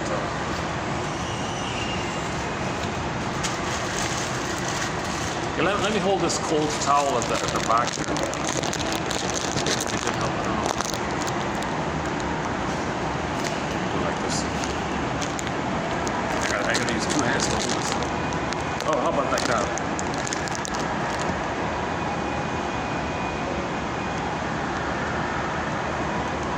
It's hard to hold it both ways. Okay, if I don't move, if I don't shake, I should be okay. So let's continue here.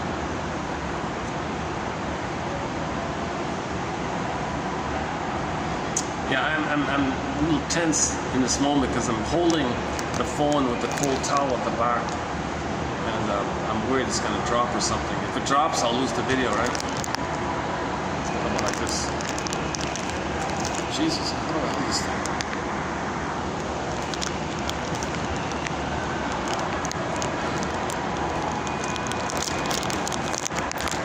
Let's just hold it. How about like this? Like that? That should be okay for a bit. Okay, let's try like that. Okay, let's try like that. So let's see what is it? 85. Let's see if it works. Okay, so so if the trauma is before 18 months, his authentic self is repressed, devalued, but it's going to be projected out. So he wants to see it out. So he does it with his humor, for example, dark humor, shaming humor, put down humor, mocking humor, you're no good this, you're no good that. And you want to see others devalued, damaged, no good, shame, because that's your real soul. You don't want to admit it. So you externalize it, so you can project it, to make you unaware that it's within. And you're excited to do this because you're the mother who did that to you. So you're addicted to shaming others. You're addicted to... Yeah. So in all of the stinger personality patterns, you'll have greed, envy, grenby, spite, vindictiveness, shadow avoidance, grievance collecting, all or nothing thinking, okay? Either or thinking, burglar calls it injustice collecting. Again, they don't mourn, so they need them anyways, put them down. The constant need for supply, the constant status that's all about you, you're the center and you need supply. You're entitled, need supply. And if you're hurtful, why? You're entitled. It's your supply. You're hurtful because the other didn't give you your supply. You're enraged like that, so you're trying to get back what belongs to you. So you think everything belongs to you. You think you own everything. You think like that. Okay, among the stinger personality patterns, there'll be scapegoating, there'll be trans logic, jungle slogans, survival slogans. Get the quote-unquote more human side of being human. It's going to be seen onto others, and it's going to be rejected, hated, and so on. So one of the threads in the stinger personality patterns, i.e., trauma before 18 months, leads to one of the stinger personality patterns. One of the various narcissistic types, proper, okay, lower functioning BPD, bully, Iago, etc. One of the threads in all those stinger personality patterns is going to be the quote-unquote narcissism. So we're currently doing quotes from a book called You and the Narcissist. So keep the basic, so in the area of narcissism, okay, keep the image in mind. The baby's one with the mother. The baby thinks the mother belongs to him. It's his possession. He owns her. Okay, that's the theory. Therefore, he's entitled. The baby is entitled, really, right?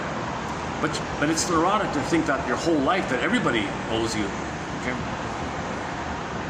And you own everything, and you think if something doesn't give you supply, that's you misbehaving with yourself. So you're angry at them because they belong to, it's your possession.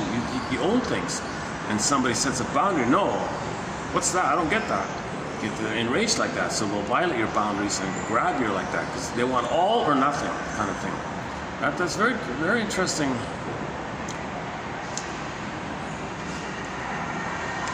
I'm so glad we're updating our thread on narcissism with Miss Harding's book here, because I didn't bother with the symptoms of it too much until now. So one quick example was from a lady, Miss Morgan. She gave the example about. Okay, enough of this. Let's see. Did it work? Let's see. It's still 85. Okay. Maybe it helped a little bit. I don't know. Oh, there's that new. Okay, there's a new. See, there's a new subliminal, psychological subliminal in these ads here. I want to tell you what it is. It's very disturbing. It's very frightening. It's a horror. It's a nightmare horror kind of thing. It's a boiling frog thing. They're conditioning people to get used to a certain thing. Get used to, I think.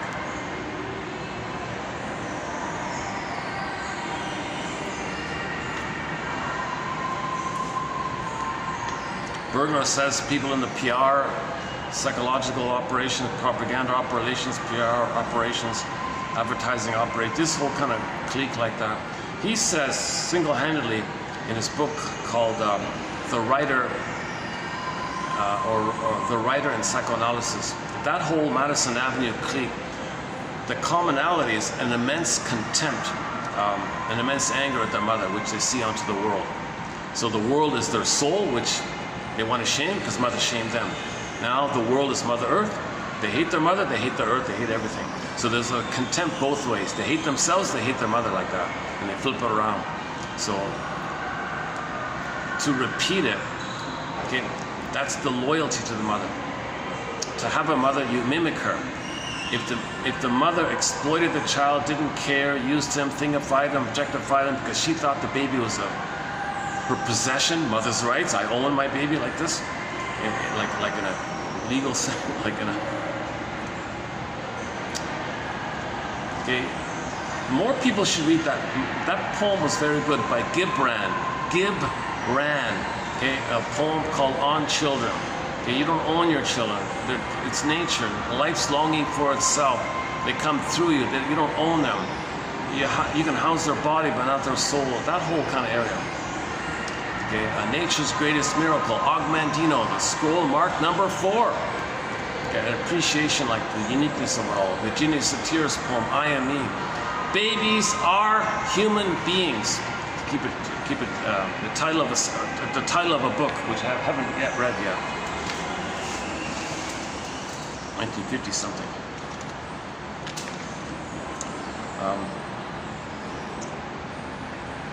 Okay, I won't finish up with the.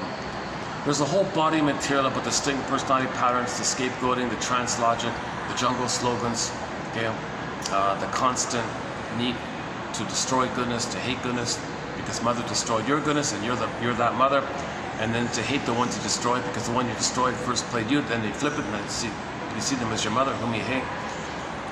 The BPD amalgam, it's something in the mind that allows a person to do all these topsy-turvy things. Like that film, what's it called again? Wrong is Right, 1982. It seemed to be all these topsy-turvy tricks. You know, this, believe, flip-flop, this. The conclusion was that, they wanted to plunder a place, and they wanted to make it look like that people from that place caused the thing that the plunderers did themselves. So they did this awful thing on themselves to say others did it, to get everyone all excited to plunder the place. And in the middle of it all these topsy-turvy, flip-floppy things. So that this excitement, it's kind of like a survival mentality. You're excited because you're surviving, right? Jungle slogans, the human, quote-unquote, human side of being human, the feeling, the tenderness, the warmth, but they don't know it, they never experienced it, it's missing, it's alien to them, it's foreign to them, kind of thing.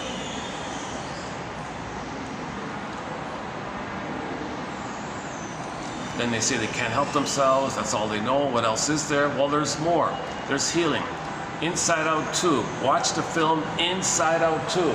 Sometimes it's advertised on the SkyTrain. If it passes by, I'll show it to you. Inside Out 2, the film of the year. Pete Doctor's the director. He's a soul doctor here. He's helping us with a beautiful, clear image of the healing inner processes.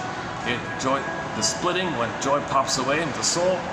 Okay, the journey, like Odysseus, the water journey, free association, to let it come back, and then you get your soul back. The soul was whole, but then we split it. We want to get reunited.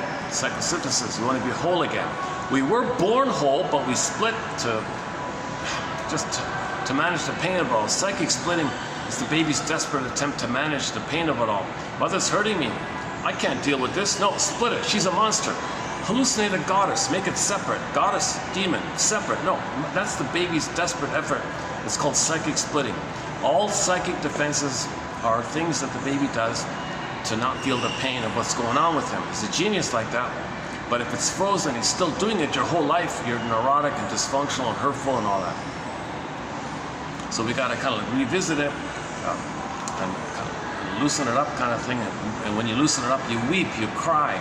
And you weep, and then it's loosened up. Then you can be back in the present, and you get back yourself. So in that song, Randy Crawford's recent song, "When I Get Over You," I'm letting free the monkeys and the lions and get my child back, kind of thing. So the brain has three parts: the jungle survival brain, and the feeling human mammal brain, the person brain with the cortex. Okay, I won't do the brain part, the three parts of the brain this time. So let's see. It's still at 85, huh?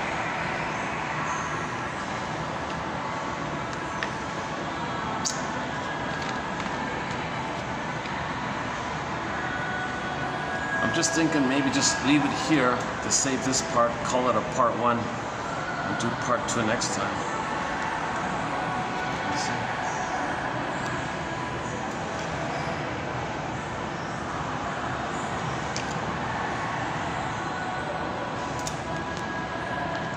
Because I did speak for over 4 hours already, although it's only 2 here. And this is going to take 2 hours to run through this. What time is it again? It's almost 5 o'clock, right? It's gonna get dark here soon anyways, right?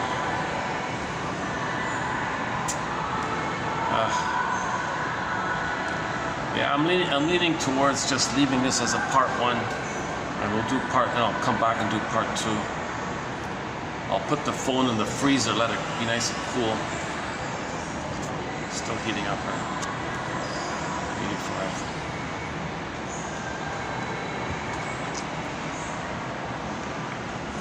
So in the past 4 videos, I tried to run through Harding's quotes. Better yet, just get the book. It's not expensive. It's for the price of a coffee. Also, you can get her book on digital format. It's called You and the Narcissist, 2016 I am totally surprised why it's not a bestseller, why nobody knows about it. It got one review on it, a good review. Yeah, excellent review. The guy who wrote it was spot on. It's clear, it's crystallized, very jam-packed. He's right on about that. So we plucked out roughly 50 quotes from this little mini self-help book. That's very rare and unusual to get that wealth of material from a little book. So let's do a couple maybe. So trauma prior to 18 months. The baby didn't get the oneness. It leads to the commonality of all those stinger personality patterns. Embedded in is the narcissistic dynamic, where they got to make it about them. They're the baby looking for the oneness. Didn't get it, enraged. Got to get it, so they're grabbing. They're greedy. They got to have it. They possess. It's all about them. Oh yeah, Miss Morgan's line was a young lady had this sadness of the baby not being born. The baby died at birth and all this. So this woman called her mother to tell her about it, and the mother, and forgetting for the moment that her mother was so narcissistic, she thought maybe the mother might be sympathetic. You know what the mother said to her daughter who just lost the baby? She said, "Oh, and now I don't have a granddaughter." She made it all about her. Her knee-jerk reaction is everything's about her. So her own daughter lost a baby, and the grandmother just said, "Oh, I don't have a grandchild now." She didn't care about the daughter's feelings, didn't consider what she might be feeling, because for her, she possesses and everything's just a thing to serve her, supply her. She was expecting another flying monkey to take care of her, kind of do what she wants, do her bidding all the time. So she wanted her daughter to create more flying monkeys, I guess. That's all she thought about. Yesterday we talked about the flying monkey one, so go to yesterday's one, done at the little restaurant place. Yeah, that was a choppy video, that one. To sustain themselves, okay, those with the narcissistic pattern, that pattern is going to be embedded in all of the stinger personality styles. Okay, Iago, Bully, Peter Pan, Don Juan, Donna Juana, okay, Peter Kent, Casanova, the voyeur narcissist, the turtle, the clinging vine narcissist, the turtle narcissist, the passive aggressive narcissist. Ooh, that's interesting. A lot of people don't talk about that too much. The passive aggressive narcissist. And a few other patterns. Of course, the psychopath's in there, which obviously is going to be in there. But there's something way more going on with that one. I don't know. I'm not a forensic psychiatrist. I'm not a chemist or biologist. I don't know what's going on with that. Like the guy who said about somebody wants to reduce the population. Oh, money can be had by the culling of elderly dependents, he said. What a cold, callous. That's kind of like the attitude in that film, Wrong is Right. It's all very psychopathic like that, though.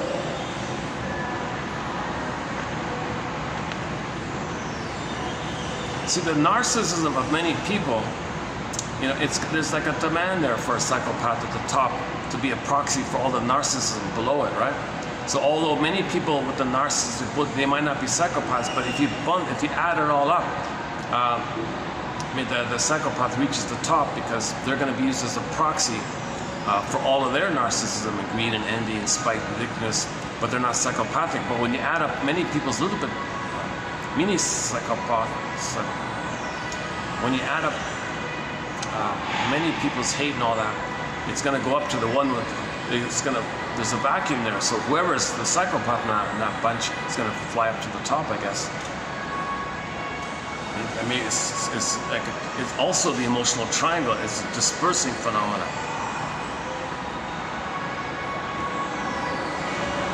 Is that right? How does that work? Well, there's a demand by the most traumatized of the most traumatized. The commonality is they want to plunder and pillage because their soul was pillaged and plundered. The mother didn't care, and they're like that.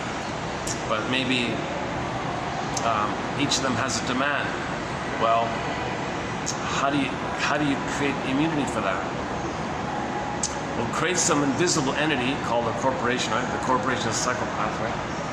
And then since there's no person there, it has immunity. Well, the mother had immunity, so give the corporation immunity, right? Now everybody throws their money at it, right? And whoever runs the thing behind the scenes, whatever.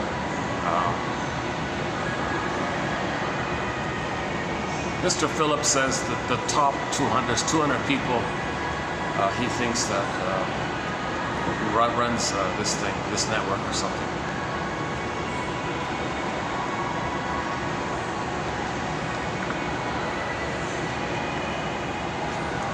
So if we're homotraumacus, it's a question of degree.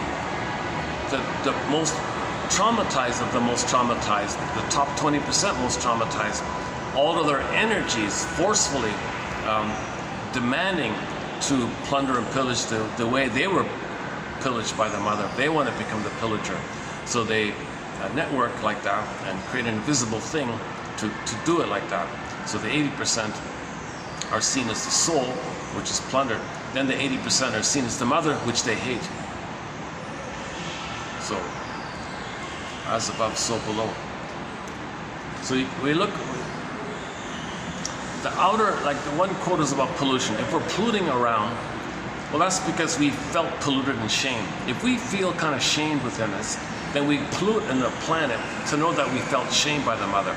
We pollute to reflect, to know that we felt shame when the mother didn't meet our needs. So what's the answer here? Very simple. When the baby comes out, lotus birth.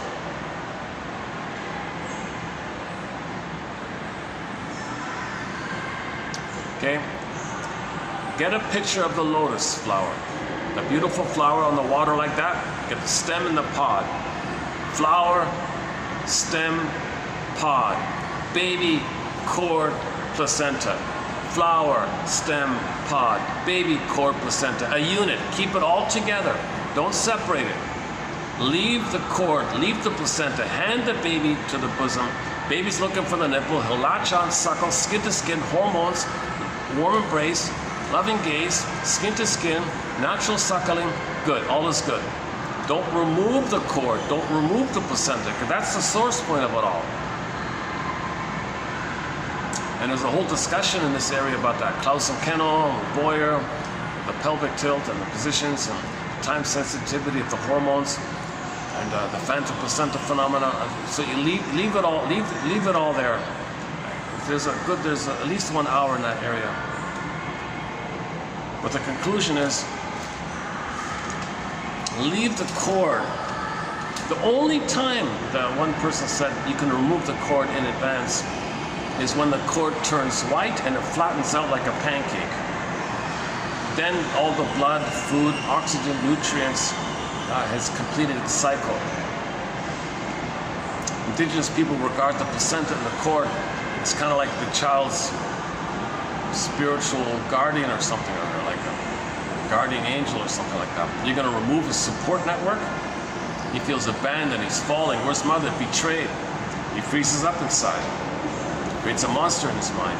He's got to be the monster, or he's going to be eaten by that monster. Greed now again. Greedy. My greedy, your greedy.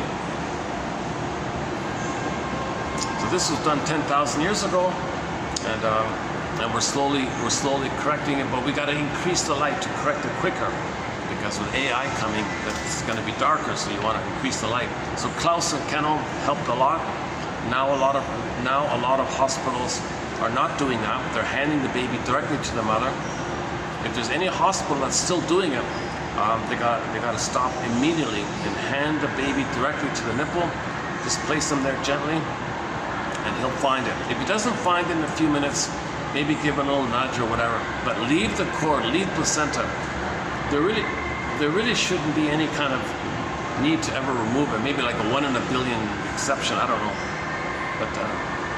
And somebody said, if there does need to be a 1 in a billion need to operate or something, well, leave the cord, leave the placenta, operate while the baby's on the bosom, on the mother. If that's going to happen, Let him have the memory that he's connected to the cord, to the placenta, to the mother, lying on the mother's body. He's got some support there. If the doctor's got to do whatever he's got to do, a special one in a building case like that, let the baby have all the support he can get. Don't remove him from his mother and be betrayed like that. Oh, for God's sakes, don't remove the cord, put him on a scale and weigh him. Forget about that. Leave the cord, and of course don't put him in a torture board. Okay, put him in a straitjacket and this barbaric, savage CIRC thing where the kid is bleeding them. He's totally betrayed. In the name of pillage and plunder, we calcify your soul. And now you're going to become a flying monkey for the plunder system. In the name of plunder. So the witch makes the baby. Oh, what happened there? What just happened here? One of the lights just.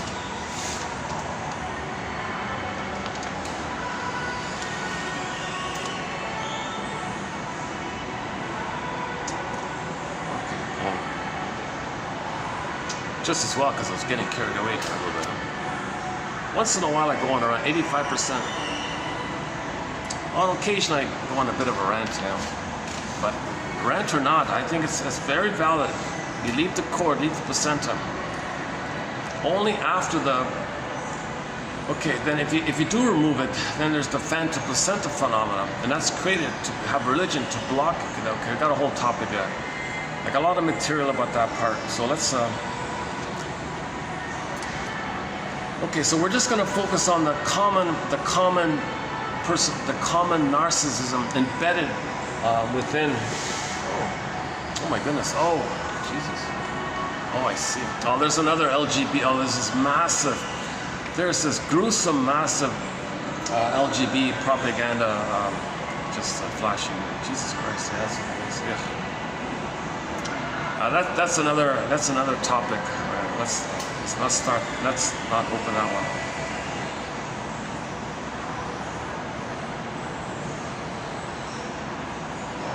Like Burglar says, they have immense contempt for everybody and everything.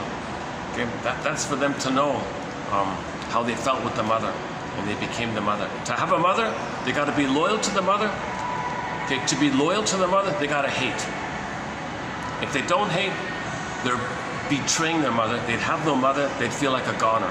They couldn't do it. They have to hate because the mother is the hate. They believe their own hate is their mother, and they gotta hate to have a mother. That's what he means by it. They're filled with contempt and hate like that.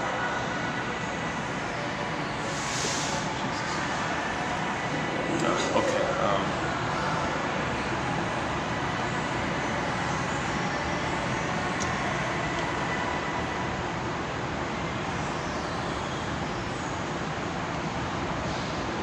I wonder if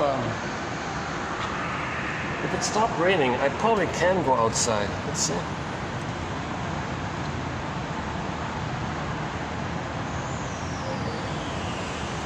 It's gonna get dark quickly. It might start raining soon. It's gonna rain. Let's just stay here and do what we can here. Okay, so let's just do a little bit of Kimberly Harding's quotes here. To sustain themselves, narcissists, okay, meaning anybody with the stinger personality pattern, including bully, including Don Juans, she-wolves, the whole bunch of them. Okay, they all have narcissism embedded in those personality patterns. So keep that in mind. So the voyeur one, the clinging vine one, the passive-aggressive one, okay, the bully one, and Iago one, and lower functioning BPD one. Anybody who says I'm an entitled infantile god and you're no good, meaning you play my soul and I gotta hate you because you're my soul. And I'm the mother who hated my soul, and I'm the hater. And that's the only way to have a mother is to be envious and to hate goodness. So you play my goodness and I'll hate it. My mother gave me poverty. I want to see you impoverished. Okay. I felt pain and guilty. Well, you be in debt. That guilt means guilt. And you hand over the resources because I had to hand over my resources to my mother. So I robbed you, mother robbed me. And there's no feeling. The mother was entitled. She had immunity. Part object relating. Baby's relating to a breast, which the baby thinks is a thing for them. So they thingify everything, and they don't have empathy yet because to get to empathy, they got to be loved in the egg time, in the oneness time, to get to empathy, to get to regret and sorrow and like feeling and warmth and affection. They didn't get that. So they're robbing others to have a mother, and they feel entitled to get supply, which would theoretically, in their fantasy, create a time machine, take them back to the nursery to get the love that they needed. So we're not making sense like this. To sustain themselves, narcissists seek what has been termed narcissistic supply. Good enough term, right? Narcissistic supply. If you have had a narcissist in your life, you have been a supplier. So they look for codependents and pleasers and caretakers. People who are traumatized post-18 months, because they still have a kind of a hope. They still want to save the mother. They still want to fix the mother. They have that kind of hope to have a loving mother. So they're still in that childlike mode called the pleasers and the caretakers. Like stingers, that's all derailed. They play the god in the uterus, and their soul they want to damage. So they find codependence. Because codependents have the naive hope that they still want to find somebody to save. The stinger says, you want to save me? I'll take that as supply and I'll damage you. I'll make you weak, so you'll keep trying to save me, and that's how they get their supply. Well, as a supplier, you can simply decide to be out of stock. So this self-help book is about helping people to break free from this quicksand, break free from this delusion that you got to give everything, that maybe one day you'll get love back. They're not at that place. They're only married to mom, and to be married to mom, they need somebody to shame, damage, hate, devalue. But your efforts, they regard that as attention and supply. Okay, I'm not going to read, I'm not going to read the whole thing here. It's definitely going to rain soon, yeah. It's definitely going to downpour here. Unless I can find some better light somewhere. Actually, if I go to the other mall, it's about a 15-minute walk. There is a spot with the blue background, that one. Maybe if I go there, just going there will give me a break. Maybe I can continue. What do you think?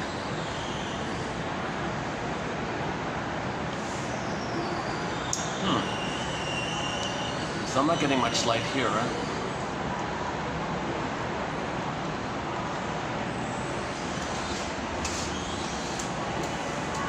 Okay, the second one is all about just recognizing that if you're aware of something, it's hard to change, even if you're aware of it, right? Like if a clinger is an emotional eater, they're aware of it, that they didn't get comfort from the mother, they didn't get mother's sweetness and all that, so you look for sweets and comforts.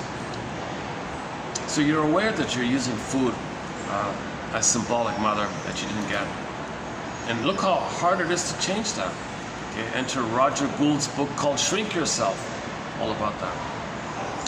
So now you want to change the narcissist and they're not even conscious themselves? Okay, you're delusional like that.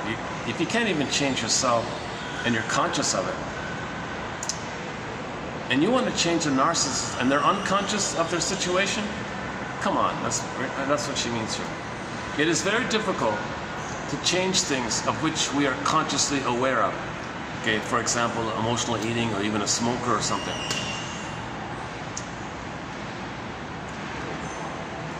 Well, that's the billboard, Changing something of which we are not consciously aware is next to impossible. Narcissists are not consciously aware of their narcissism. Okay, they don't want feedback, they don't want introspection, they don't free associate, they don't make I statements, they can't tell the truth, they cannot tell the truth. That's a feeling, they cannot do it, they don't have their beingness. I feel therefore am, they have no amness, so they can't have a feeling in that area.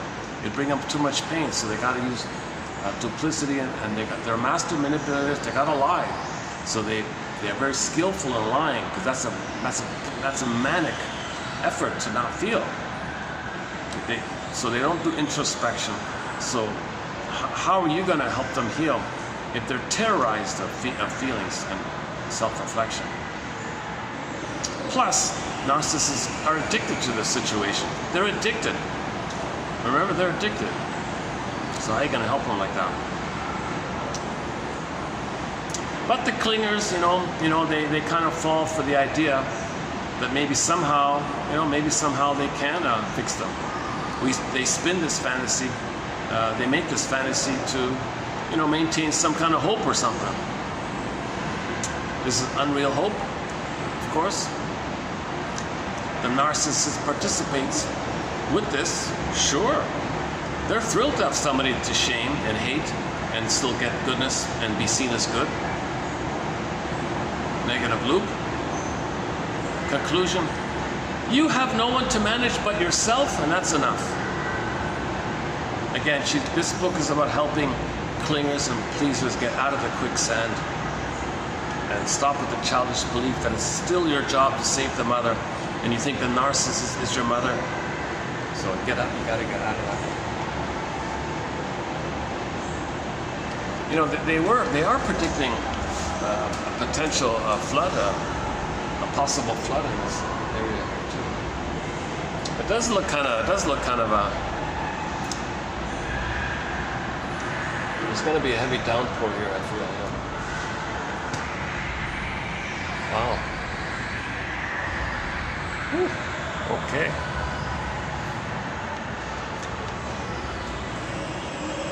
Can I get better lighting?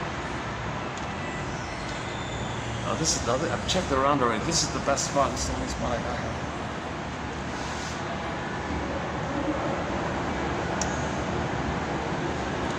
Okay, they're good quotes. I'll just leave them here for your review. Okay, 2891 to 6. Right? That's just what I just read was just the first two. They're all good quotes here.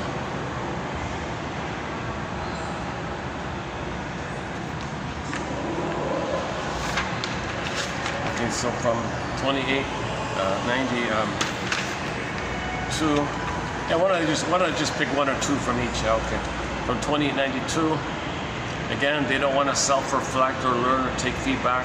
But codependents do. That makes all the difference. We can reflect.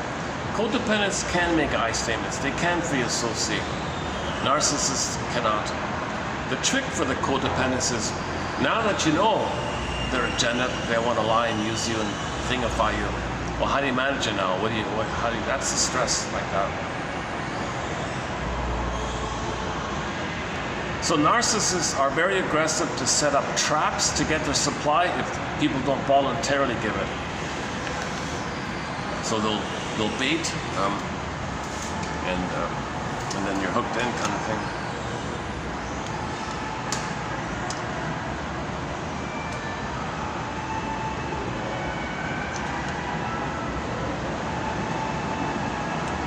Okay, they don't understand the Venn diagram. So for the narcissist, the self and the mother, and they're the mother and the self, it's all one. So imagine two circles superimposed on top of each other, so it looks like one circle. So it's everything or nothing. They can't do the overlapping circles and have that middle part look like a football or an egg. They can't do that egg thing. Okay, the egg thing is called, the jargon for it is Vesica Pisces. Vesica Pisces. When two circles partially overlap, the portion in the center is called the Vesica Pisces. It represents a balance between two people sharing, but they're also separate, autonomous people. But the narcissists know it's all or nothing. Give me it all or nothing.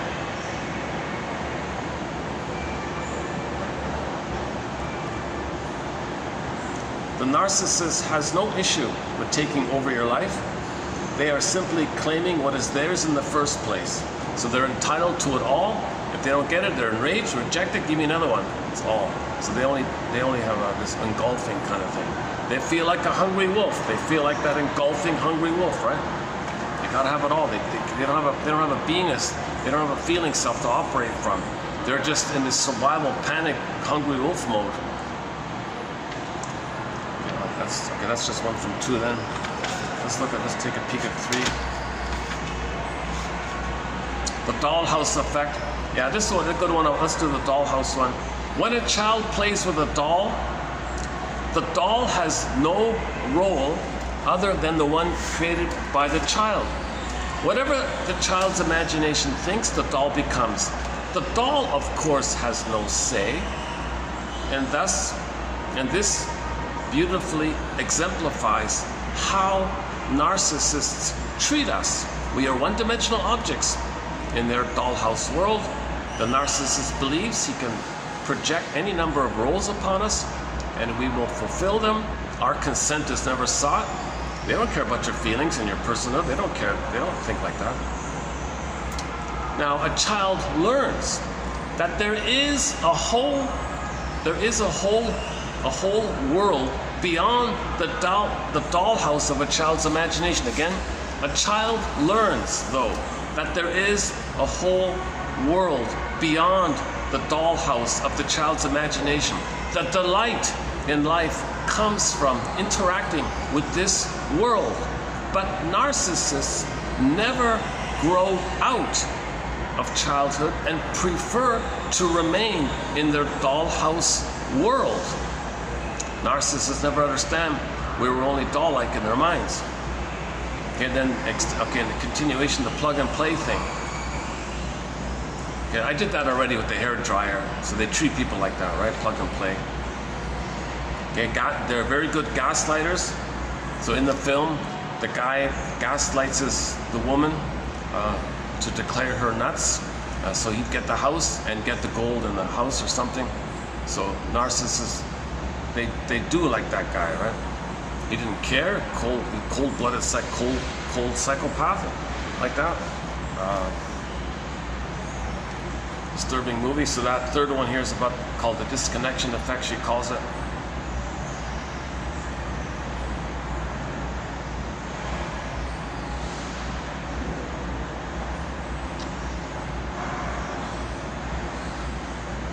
So give and take, forget it. It's just some of them like to have flying monkeys around to do their bidding for them. Now the monkeys don't even see their true self, so that they're double blind, right? They don't know what they're doing. They don't even know who they're serving, kind of thing. Like that film I mentioned earlier. They want to maintain their position for the fantasy that they might get some reward from the narcissist. When leaving a relationship with a person with a narcissistic pattern, you part ways with your old self. So when a clinger gives up this unreal hope to save the narcissist, that's the birth of new life for them.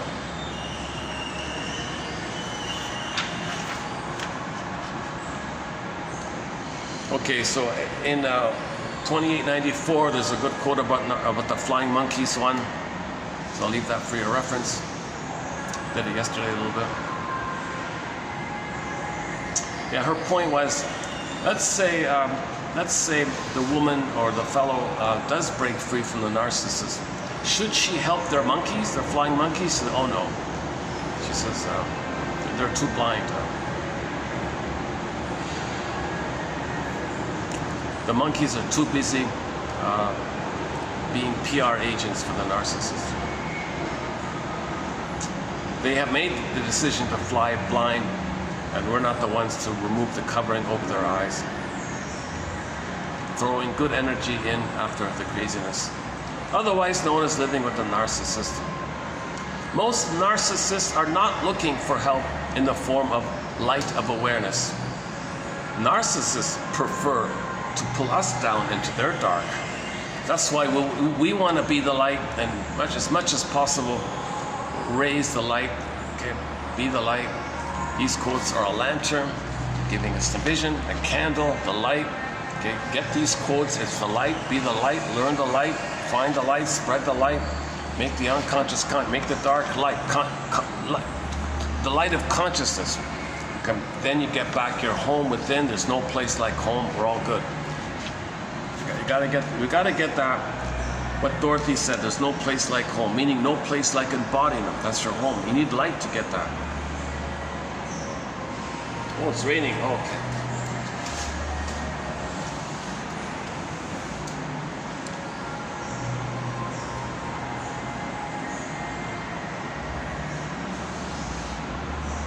Okay, so she lists some of the tricks they engage in. They throw you red herrings and to distract you, and they gaslight you. And she says, if they do use the word love, well, simply ask yourself, do they value me? Oh no, they devalue you, but they'll use the word love to hook you in so they can devalue you. So what they're looking for.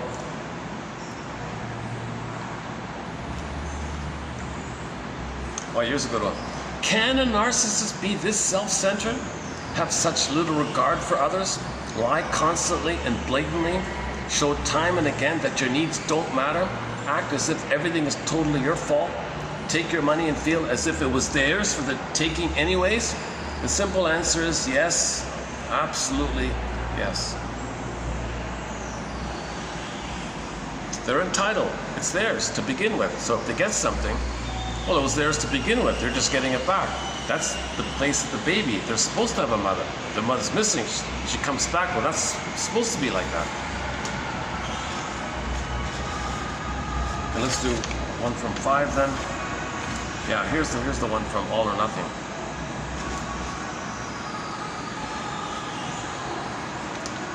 So I'm just reading 1 or 2 from each of the 6 here. So this is part 5. Yeah, today's one, part 5. Okay, all of me, all for me, none for you. Yeah, okay. So so the narcissist says, all for me, none for you, of course. Wait a minute. Every relationship involves an exchange of energy. In some relationships, the energy exchange is equal. Narcissists insist they also quote share, but being narcissists, however, their contrived definition of sharing is distorted. Let's look at the things you are expected to share with the narcissist. Your energy, your time, your minutes, hours, days, months, weeks, your life, your home, your behaviors, your beliefs, your emotions, your words, your truth, your hopes, your self-agency, etc. But even a narcissist does not escape the relational exchange of energy. So what do they share?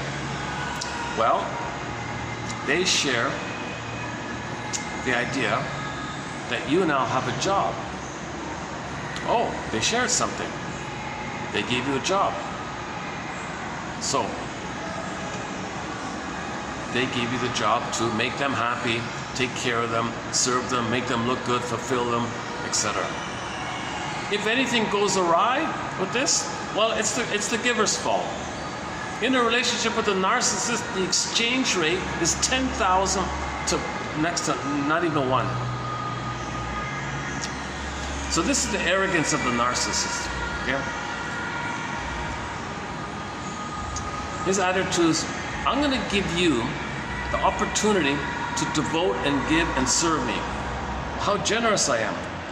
I shared a lot. I gave you the chance to give me, that you give everything. And you supply and give up your life, and all you got to do is give me your energy, your time, your resource. Look at me, protect me, serve me. So, okay, be that missing breast. And I gave you that chance to do that. Aren't you happy? Aren't you going to thank me? And if they missed it, oh, you're wrong. You didn't try hard enough. You got to try harder. That's what he gave. It's an incredible. You might say he's just so egotistical or so arrogant like that. He can't give anything back. The only thing he thought he gave is you the opportunity to serve him like that. So it's 10,000 to 0.1 or something. And the 0.1 is in quotes even. It doesn't give you anything. So why does the clinger, why are they so sucked into this?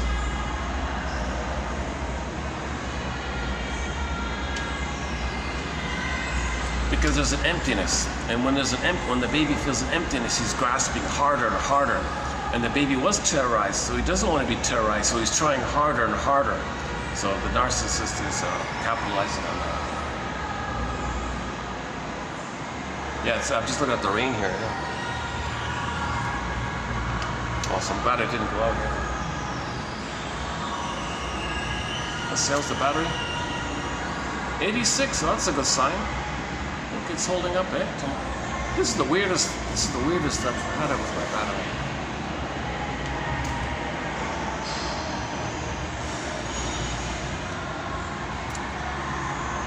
Can I jump? Where's that one about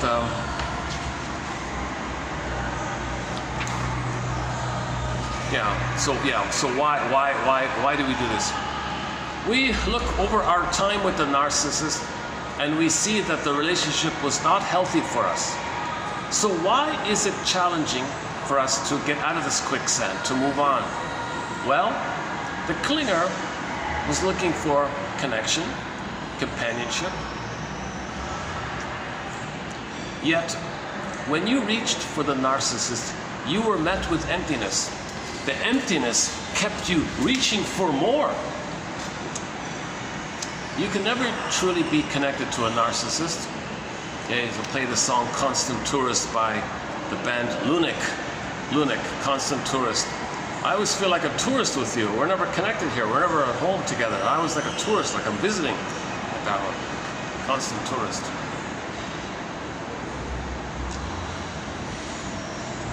You struggle to let go of what you never had.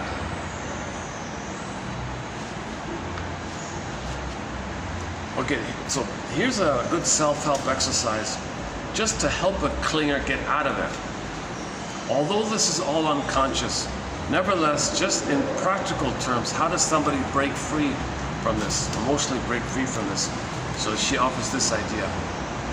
The word to keep in mind when observing a narcissist's behavior is the word intentional. The narcissist sin of omission, lied to you, tricked you. It was intentional. Say to yourself, make it your mantra.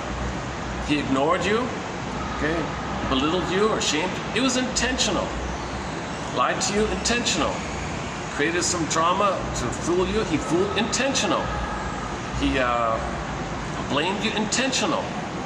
You did something nice for him. He never said thank you, intentional. He broke something of value of yours, intentional. Whatever it is, it's intentional. That should be your mantra. It gets you out of the fantasy of trying to justify and understand the narcissistic behaviors.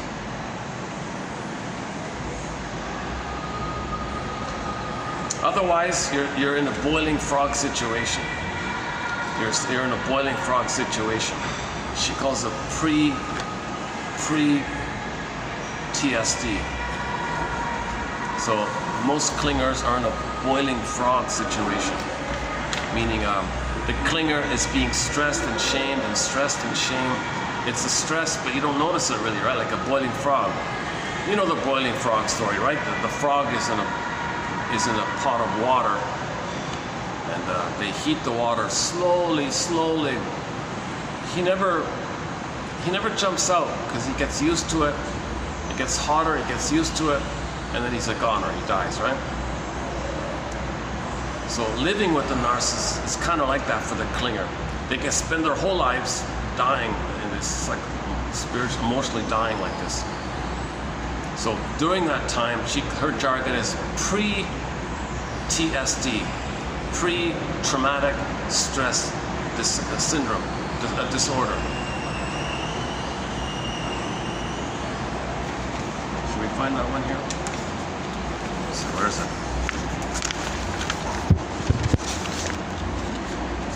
Oh, yeah, here. And 90. Oh, back to 91. Okay.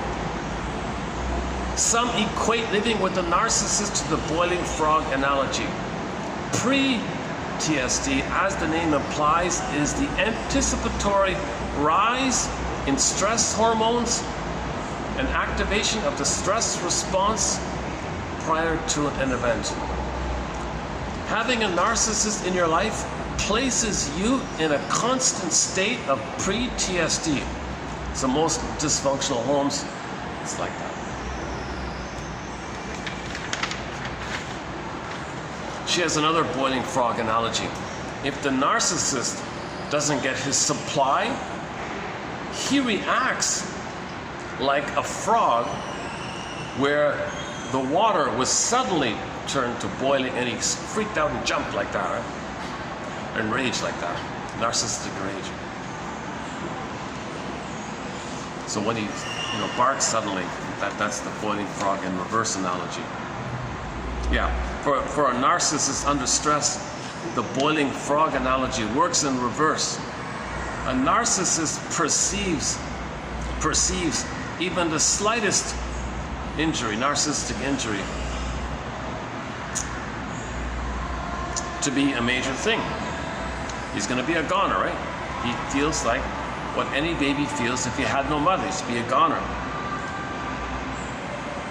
So even if it's minor, the narcissist is flailing about as if his or her skin were scalding it. Jump out like that. Narcissists have an all-you-can-eat, gluttonous buffet, all-you-can-eat buffet mentality. It's all theirs. If there's a holiday, they gotta make an effort to make it all about them, because holidays are like a shared thing. Wait a minute, how do I make me the center of the attention here? So they'll create fear and drama to do that. So they don't really like holidays, because it's supposed to be about a group thing. So when there is a holiday, he's plotting and planning. Visions of chaos dance in their heads, while narcissists lay in bed, wondering how to become the reason for the season. Holidays are commonly viewed as times to gather and share good cheer. Too often, though, when a narcissist is involved, holiday cheer turns to holiday fear, to make it all about them. It's all about me, right? Their axis is just me, me. And in the journey of life, as you crisscross the symbolic miles with the narcissist, you realize the only stops along the way are those that can contribute to the narcissistic, their sense of self, their false self, their neurotic pride, their narcissistic delusional belief that they're a king and a god. It's all about them, for them. They're still at that place where they didn't get the oneness of the mother, and that's your only job for them. So you as a clinger, you're lost in this. Well, in general, if you're hiking and you're lost, you've got to pause. When a person becomes lost, the number one recommendation is for that person to stay put. This advice serves us well when a narcissist, using his or her internal compass, is guiding our travels. His compass is, you just serve me. So you're really lost. Well, when anybody's lost, just stop for a minute, right?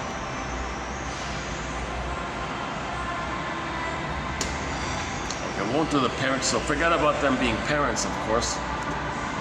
They'll gladly, the mother will gladly traumatize her baby, because the more traumatized and suffering the baby is, the more the baby's going to cling to her, look to her. That's their supply. Disturbing stuff. Then she creates an excuse. Why'd you do that? Oh well, spoil the rod, spare the rod, spoil the child. No, the true reason was she hurt the child, because if the child doesn't get any love, he must then see her as wonderful. This is called trance logic.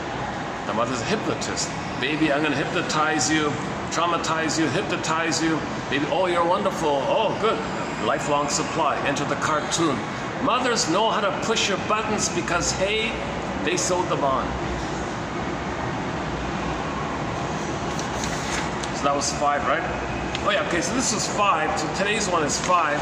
Let's see, 1, 2, 3, 4, 5, 6, 7, 8, 9. Okay, so there are 9 here in this batch. Your mission, should you choose to accept it, is to pick one of these 9 and write it down, email it to yourself, okay, and make a note of why you chose it, or what's the hardest thing about it, or what's the most annoying thing about it, or what's the most frustrating thing about it, or what's the most hateful thing about it. Okay, what does it suggest to you? What does it remind you of? Make some notes about it. Good enough. Leave it alone. Good enough. So for me, let's see. Yeah, I think the first one, this Miriam Minerbo from Brazil. Oh, yeah. We have a new song. We now have 2 songs on our soundtrack from Brazil. Pisa Morena. Pisa Morena by a band called Cabruera, off their album called Colors of Brazil. That's sort of a fun, upbeat song. And the second one, recently added, is Deli Rizdik's cover of Carry On Wayward Son. Rizdik, spelled with 2 I's. Rysdyk, Deli D-E-L, Deli. She sounds like Dolly, I kid you not. If Dolly Parton were to sing Carry On Wayward Son, it would, Deli sounds like Dolly. If Dolly were to sing that, she would sound like Deli, or Deli would sound like Dolly, or Dolly would sound like Deli, Deli, Dolly, Dolly. Okay, Deli Rizik's cover of Carry On Wayward Son. The second last line in that song is, and now you no longer feel empty. And your life is waiting for you. So for me, it's the first one. Oh no, the second one, the mantra one. This second one is my favorite, actually.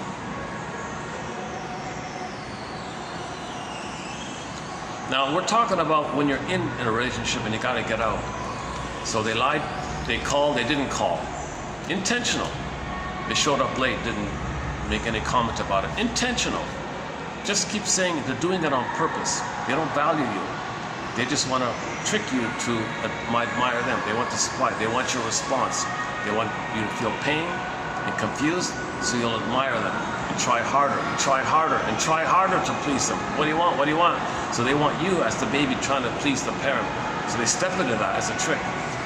And so what they're doing is to get out of it intentional.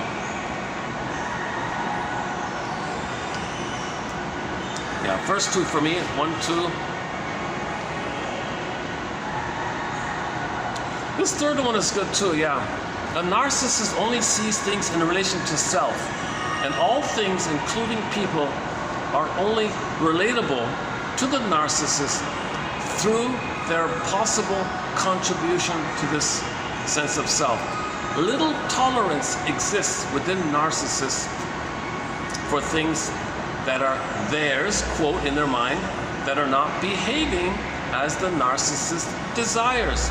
Your setting a boundary is seen by the narcissist as a part of himself or herself misbehaving. Then they're going to be more aggressive to violate your boundary attempts.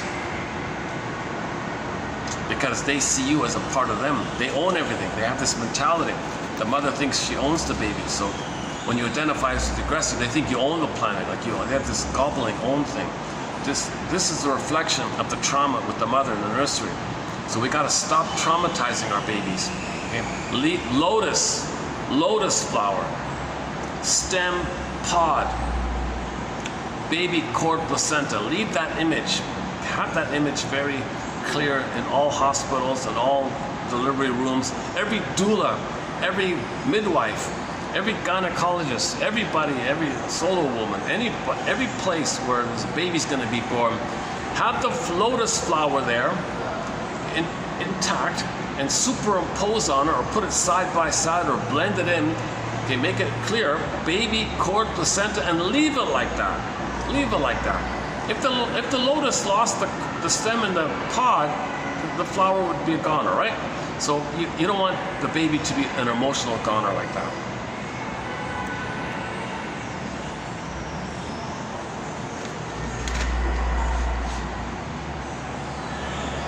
1, 2, 3. Yeah, the first 3 are good here, I think. Next ones are all okay. They're all good. The man, okay. Visions of the holiday, okay. Access, okay. The parenting, yeah. So for me, the first 3. Okay, I did my mission. So I picked the first 3 for me.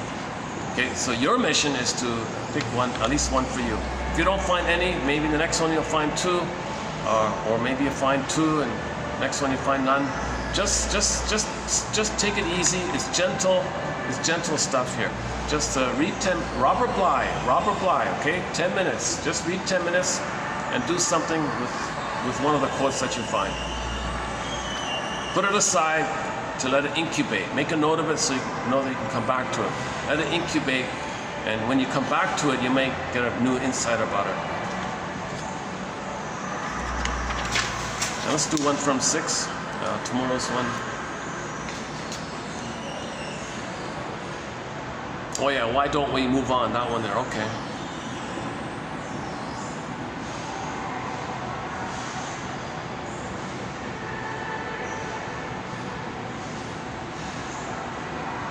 Okay, this one, her idea about karma. She went on this rant a little bit.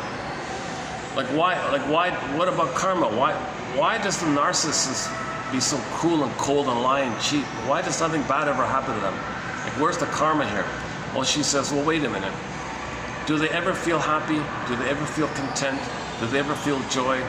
Do they ever feel at home within? Well, that's the karma. Like them doing that, they're always maintaining the loss of their soul and feeling shame. Even though they shame others and hurt others, they still feel inwardly shame. That's a kind of karma like that. That's her way of putting it. Joy is impossible for those set on hurting others, exploiting others. They play on your compassion, they can play on your feelings, they hook you in, they use you, cheat you, lie to you. So they're master manipulators, master liars, master deceivers, and they're addicted. They're addicted. It's a compulsion to survive. They're fighting for their survival like that. But they're not a baby. It's neurotic because they're an adult, but they're acting like a baby at the nursery time.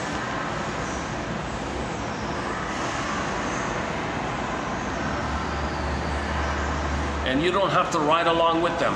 Narcissists are being taken for a ride by their own delusions. You don't have to ride along with them. So in normal life, in normal development, okay, there's going to be love. No, but with severe trauma, they end up with fear. Normally, there's encouragement. Okay, severe trauma, belittlement. Okay, from trust, anxiety, rhythm, discord, truth, denial, hope, anxiety, continuity, chaos, creativity, destruction, empathy, cruelty, balance, extremism. Okay, so the baby's meant to live. That's natural. That's normal. The baby lives and loves and all that. But the mother traumatized the baby. He identifies with her and he goes around robbing others of their live. That's evil, reverse of live. So now that's what he means. We're not born like that. It's just a confusion of the accident from 10,000 years ago when we traumatized ourselves in the panic to get the serotonin that we suddenly got when we won the lottery. Oh, well, it was lightning, eh?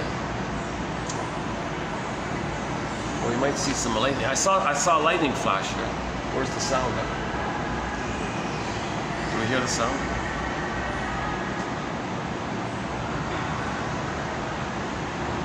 Actually, we do include that song now. Amy Ward, Thunder and Lightning, The Way You Love Me, It's Frightening. And the Knock on Wood one, right?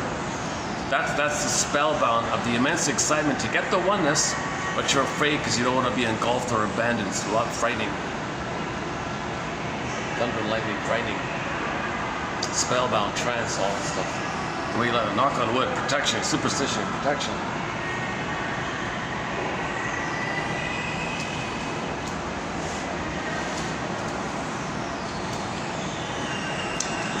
This one about I recommend the fourth last one, 2896, about the Queen one.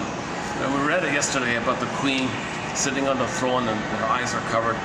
So she can see you, but she never looks at you, that one. And she's waiting and waiting. And everybody disappoints her, but she's waiting and waiting. She spends her life waiting. She never loves. In other words, she never loves. But she feels entitled to be loved, but she never looks. She's the queen, right? The throne, all.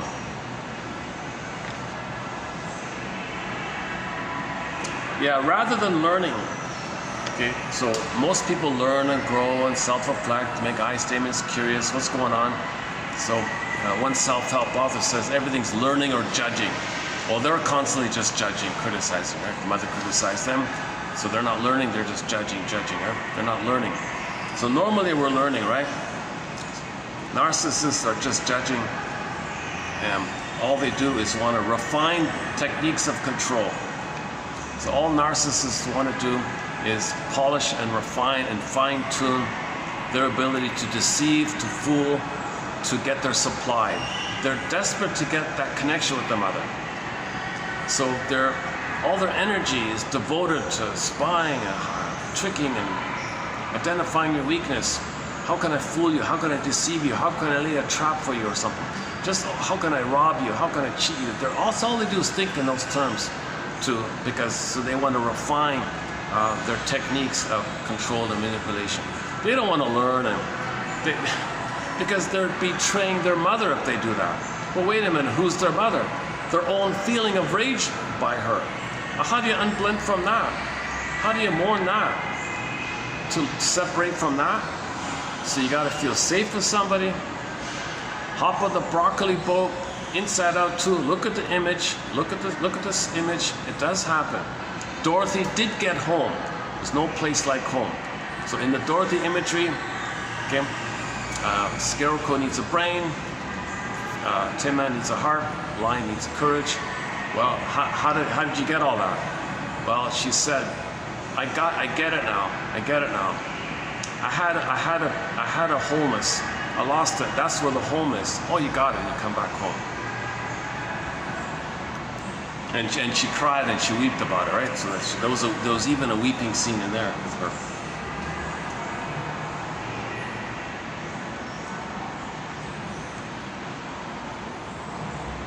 They always depend on their flying monkeys to protect their image. The flying monkeys are their PR agents. Their only humor is a Schadenfreude.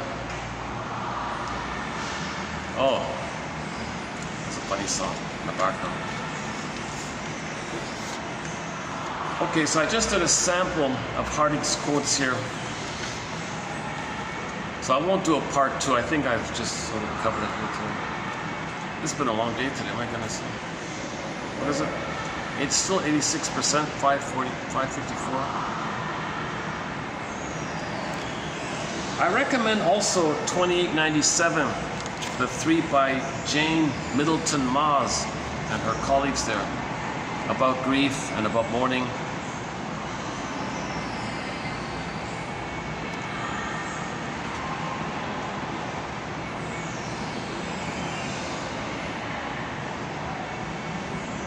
And we have a new one coming up.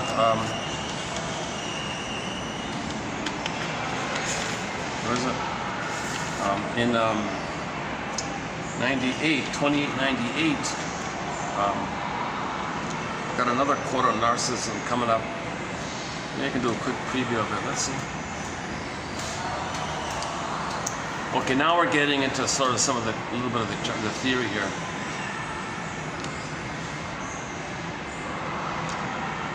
So narcissists feel shamed, right? That's a part of them. So they see you as shame. That's a part of them. But most people might just project some memory of the mother or themselves, not their whole self like that. Okay. Disturbances in the narcissistic individual's development of object relations cause them to utilize a unique form of transference.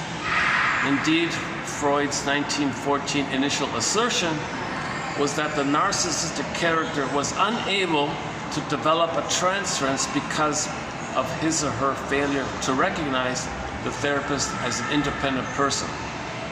So therapists don't see people as people. They see others as symbolic breast, or their shame self. They need a symbolic breast or their shame self. So it's a part of them, basically. Everyone is them, a part of them. It wasn't until the 70s, the 60s and 70s that the unique nature of narcissistic transference was recognized. Whereas most clients will project a discrete internal object onto the therapist. Okay, so you might see the therapist as the alluring mother or the rejecting mother. You don't see them as the breast that you need, right? Like this more total kind of thing. So there's more of a person there. You're a person who allures and rejects, instead of you're the breast who allures and rejects. So it's like where the developmental trauma takes place. I think that's it.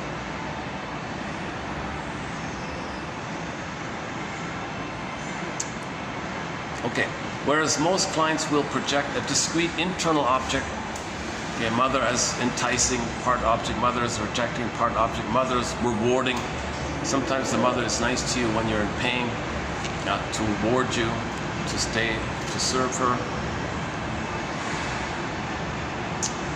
The narcissistic client merely externalizes an element of their conflicted sense of themselves. So there's a more total kind of thing. So other people are just a part of them. They're not just some memory of your mother or something like that, right? Most typically, the therapist is seen as a representation of the negative components of the self that the client cannot accept. Oh yeah, so if your unloved self is them, they'll never accept you because they never accept themselves, right? Thus, the transference reactions of the client may result in an adversarial stance being taken towards the therapist. The resulting tendency to devalue the therapist may be noted as the client frequently disregards the therapist's comments. Okay, so this is the guy who insists that you're always no good, you're always a failure, you're always no good, you're always shameful, there's nothing good about you, there's nothing decent about you. So that's their shame self onto you. So if the therapist is kind of helpful, they're not perfect, but if they're helpful, no, you're always no good. That's a narcissistic transference. Okay, so the narcissist receives psychological gratification, also known as narcissistic supply, from feelings of power that come from others. So they always feel like a king, that's power, right? These positive social cues can be in the form of attention, notoriety, fame, even if it's negative attention, notoriety, is famous, whatever. They just want to be the center. Over time, the narcissist becomes addicted to this, known as supply. So this supply is like a drug, in other words. Similar to other addictions, the narcissist needs to feed off other people's emotions for their supply. So they're giddy and they're thrilled if they shame you and they make you upset, and they're giddy, they're excited like that. It's a perverse pleasure, it's an illness pleasure, it's a pathological pleasure. They don't have genuine joy, right? They only have the giddiness of imitating the mother and treating others who play their soul, which they shame. Because now they're the active one, and when they imitate the mother, they get the little white flower of being one with the mother. And it's addictive to the little white flower. Without narcissistic supply, the narcissist will undergo withdrawal symptoms, similar to anybody who is withdrawing. Okay, these one, 8, got some good ones in 8. 28, 98, some good ones coming up. We'll talk about repetition compulsion and plus, and a couple of other good ones. So there's some more good ones coming up in the pipeline, yeah. Okay, so this has been part 5 of 6, and we'll do part 6, so we'll close up with her book in the next video. Let me just take a stretch here. Hold on a second. Let me just.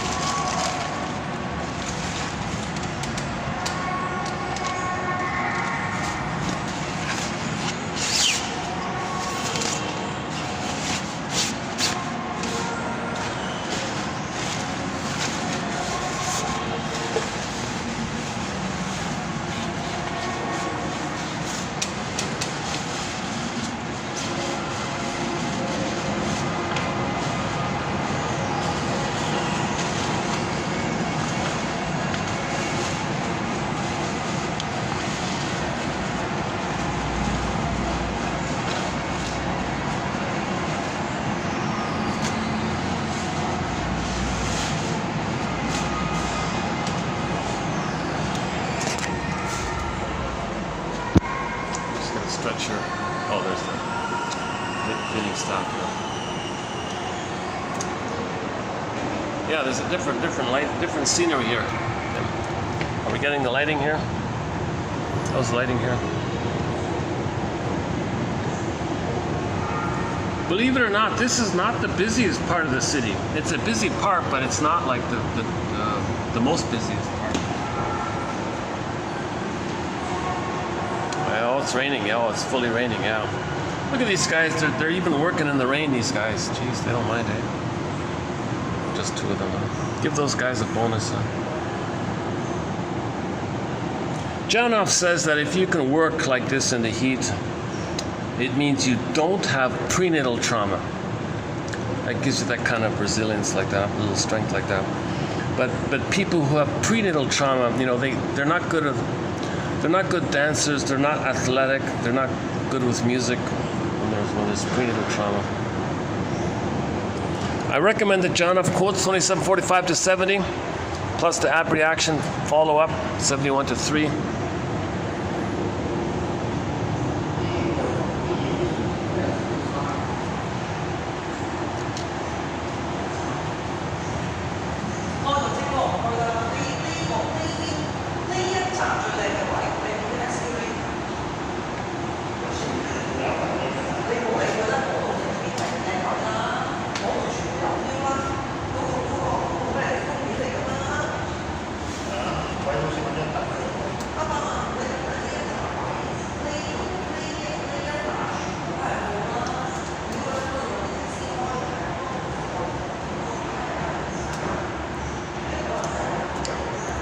Thinking about moving to some other spot, but maybe I'll just stay here. Any final thoughts here? Any final thoughts here? This is only 3 hours here, but I've been speaking for over 5 hours. I lost the first 2 hours. Hopefully this 3-hour follow-up was okay. Hopefully this take 2 was okay. The take 1 was excellent. Take 2 is sort of medium, I think. 86% with the battery, eh? That's strange, eh? Oh, I better close this up just to be safe, yeah. Let me close this up quickly in a few minutes here. It would be nice to walk around, show you some things maybe. It's raining outside, right? Oh, you've seen malls, the malls are all pretty much the same, right? The malls.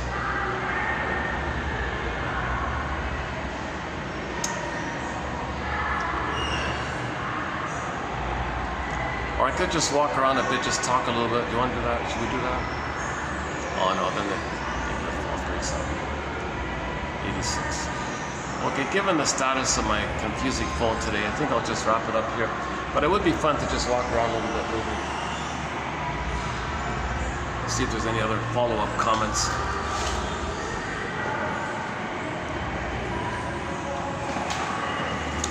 How's like lighting still okay here?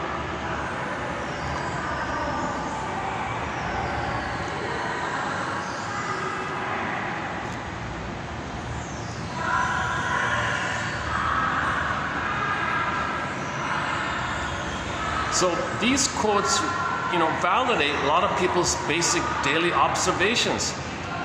How can they be so cold and selfish, lack empathy? How come they don't feel tenderness, affection? How can they be so cold? These kind of quotes that we have here from Professor Harding kind of validate. Oh, jeez. Oh, there's that LGB. It's an LGB S&M theme kind of violent kind of thing. Ugh, unbelievable.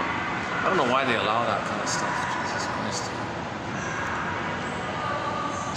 It's the pain. See the pain, right? The trauma, the pain, and now you're in the limbic. Now you're in the survival area, reproduction. This is all six.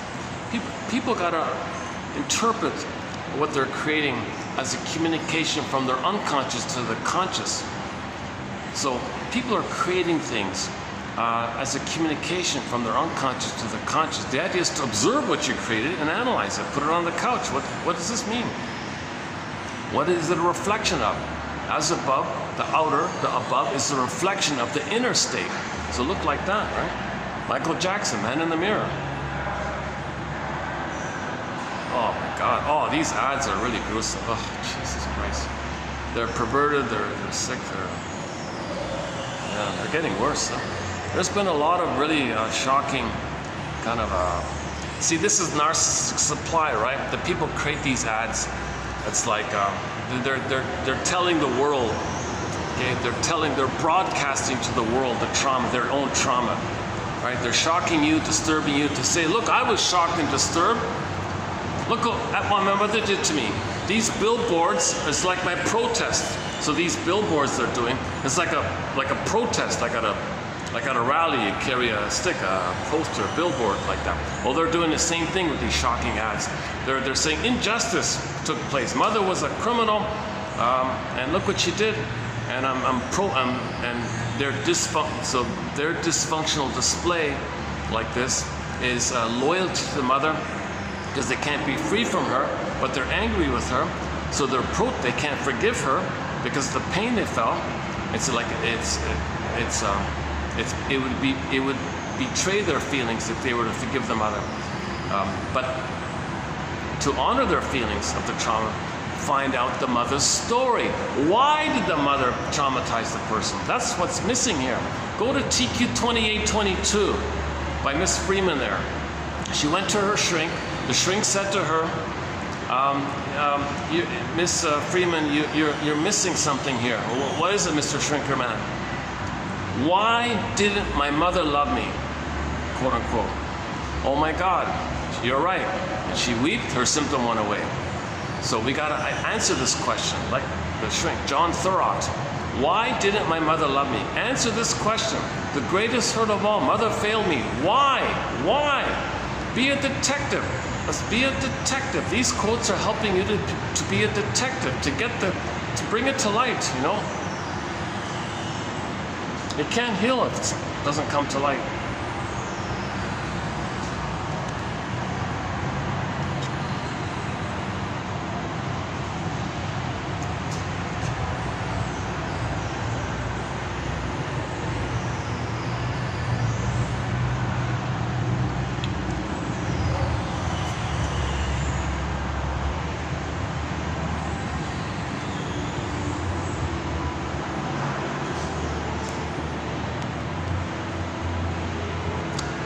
Any other final thought? Hey, that's not a bad closing. Yeah, we can close it up here, right? That's not a bad backdrop here.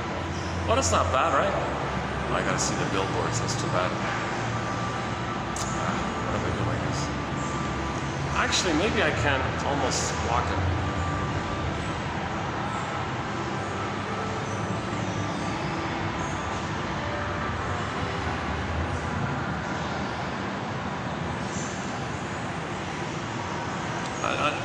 Recently, we did some quotes about this complication around forgiving the mother. Right? So, some people are afraid that the mother will take credit for their success. That's a total gaslighting of the pain they felt by the parent. So, some people say, I don't want them to take credit for my success. I'm really enraged at this idea. I'm going to be successful despite them, not because of them. They're going to say it's because of them. Oh no, it's in spite of you. So they're robbing the child like this. So it's like a further betrayal, a further insult like that. So to preempt that, they'll self-sabotage their success to prevent them from being happy. Back to the Nashville show, the lady left a guy or something, and he wanted to punish her by hurting himself, and she said, "Don't punish me by hurting yourself. Don't try to." Yeah, that's what we kind of might try to do. Okay, yeah. There's that SkyTrain has no ad on it. Find your real self. Okay, Patreon.com/narrative medicine. Find your real self.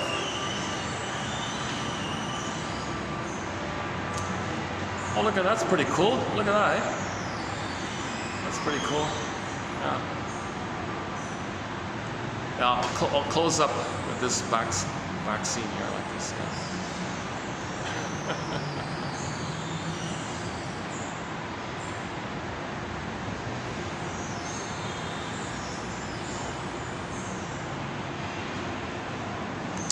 Yeah. Any final thoughts here?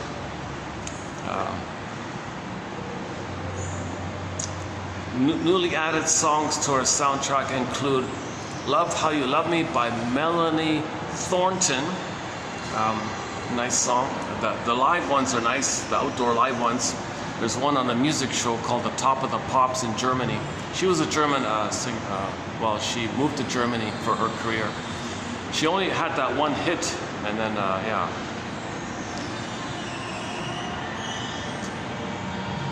Love How You Love Me. In the music video to that song, you see the symbiosis. Oh, hey. Here it is here, Charlene. I've never been to me. Can you hear it?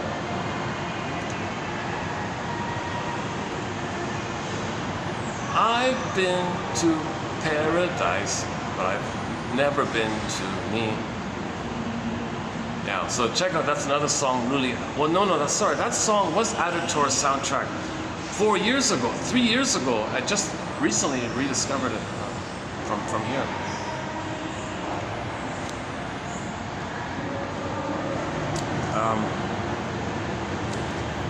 Just for fun, I included the Passion Fruit, sort of they called it a bubble gum pop band in Germany in the 80s, a band called Passion Fruit, a song called Do You Remember? Nice little song. Turns out that that the band, these three pretty ladies, were dancing and pretending to sing it. They were lip syncing. It was sung by another singer, Letitia something, in the background. Anyways, Do You Remember is added to our soundtrack. So 2 songs from Germany. Yeah, oh that's right, yeah, so we got 2 songs from Germany. Of course, on top of, including, there's that obnoxious one. Catch Epstein. Catch Epstein, oh Jesus, yeah, look at that. Oh my God, that is really bad. That is one of the most, that is a powerful,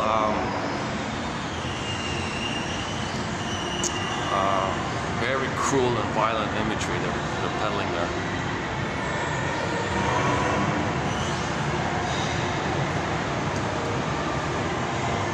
And then they soften you up before it with some nice ads, and then you're bombarded with that one, right? So you drop your guard. So before it, they show you a nice ad, then they hit you with that really gruesome, violent one, right? Well, that's whoever designed the sequences of it maybe thought, yeah, that's what happened to me. I was vulnerable and trusting, and then whoosh, mother traumatized me. That violent, gruesome stuff. And then they communicated, look what happened to me. You see how I lull you and then hurt you? Well, that's what my mother did to me.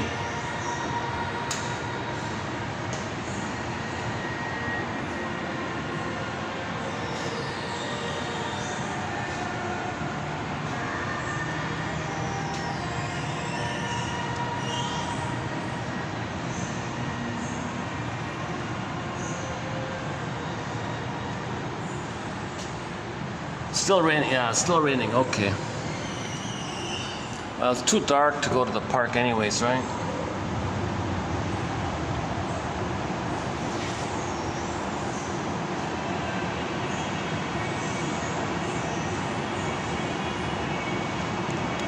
Oh, not gruesome ad. It flashes like every 2 minutes, not even like barely, yeah.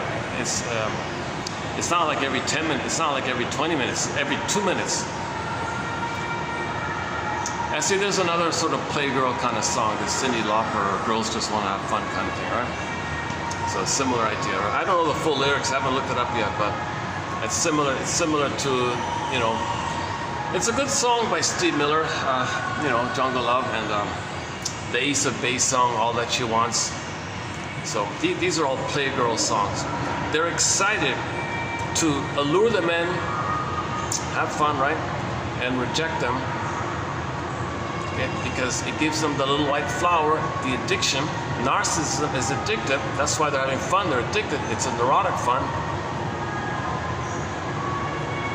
They don't care about your feelings or effects like that. We're talking about women with the narcissistic pattern. Not all women have the narcissistic pattern.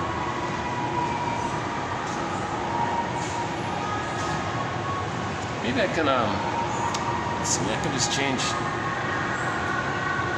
Yeah, maybe I can cross over to the other spot. Maybe I can avoid the flashing. Let me pack up my chair here. Hold on a second. Let me show you. I showed you my chair last time. Look at this chair, right? Look how light as a feather this thing is, huh? Give me a minute to unpack it. And I'll just move over to some other spot. Hold on a second.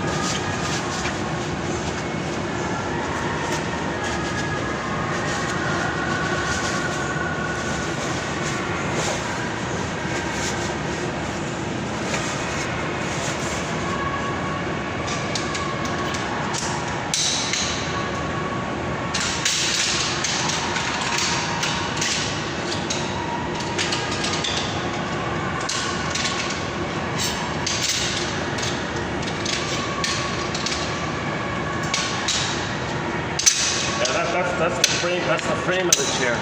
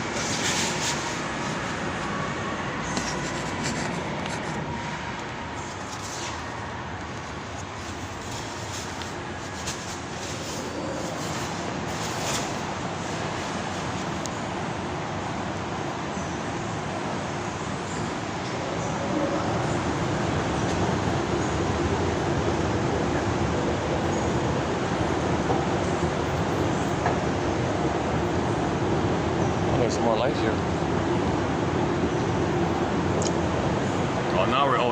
Now we're getting to the mall, the shops area, leading towards it.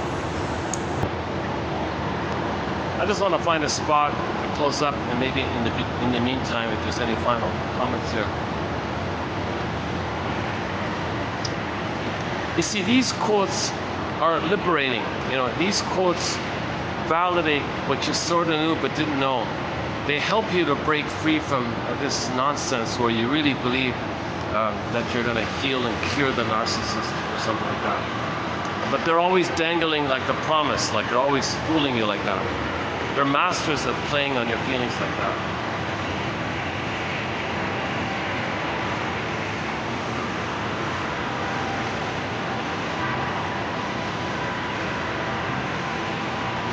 Yeah, this part's not too busy. Okay, let's go ahead.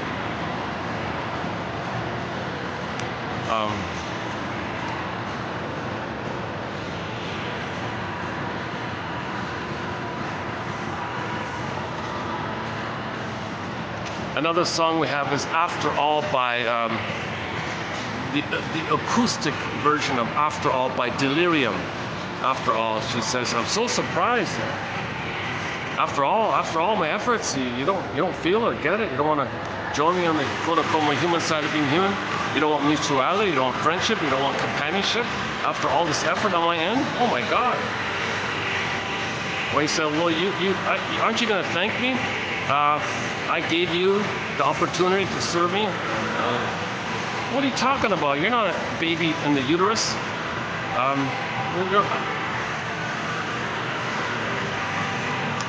So we're talking about the memories that are driving the person. It's called unconscious motivation, unconscious drivings. It influences us in the present. Somebody, ideally, if I were more articulate, I'd be a better presenter. So that's sort of a shortcoming here on my end.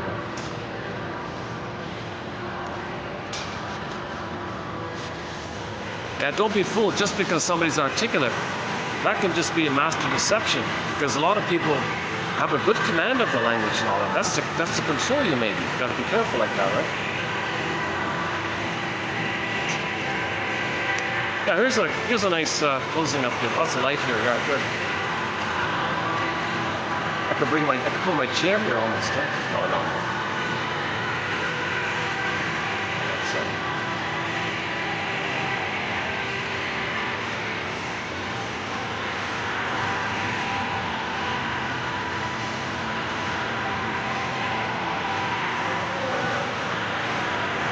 What other songs do we have on our soundtrack? Yeah, my God.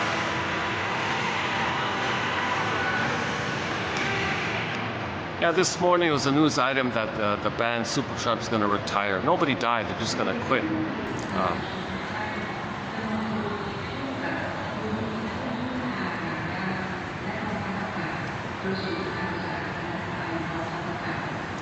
I've always thought that was a strange title for a band, Supertramp. Oh my God. They're super. Jesus Christ.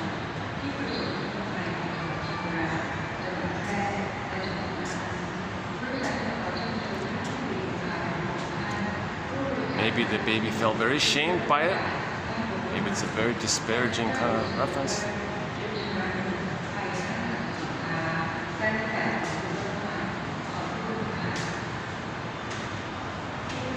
We don't have any songs by that band on our soundtrack, do we? No, we don't.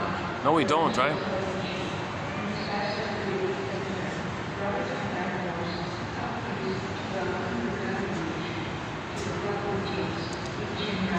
Wow. Yeah, this part of the mall at this time, I'm sort of on the upper level, right? Yeah, I noticed that this little part isn't too busy sometimes. Oh, hang on, there's some, you see some paintings. Let's check out some paintings.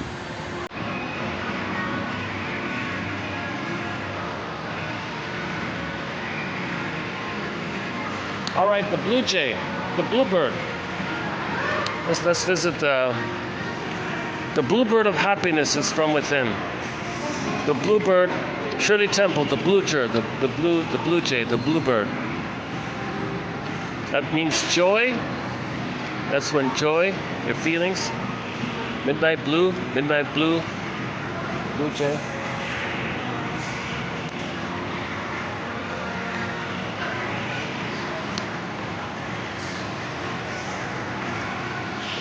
Well, that's okay. That one's a good one, not bad. This one here. This one's called Echoes.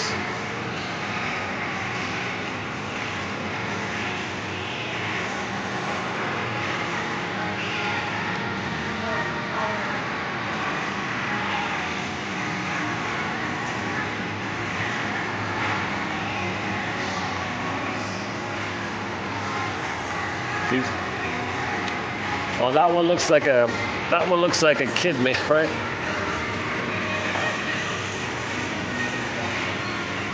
Another one by a kid. Oh, that one's okay. Mist of the Rain. Mist of the Rain. That one's okay.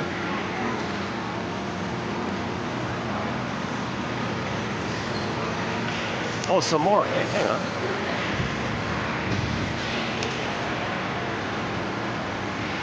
Oh. Okay, let's run through these paintings here.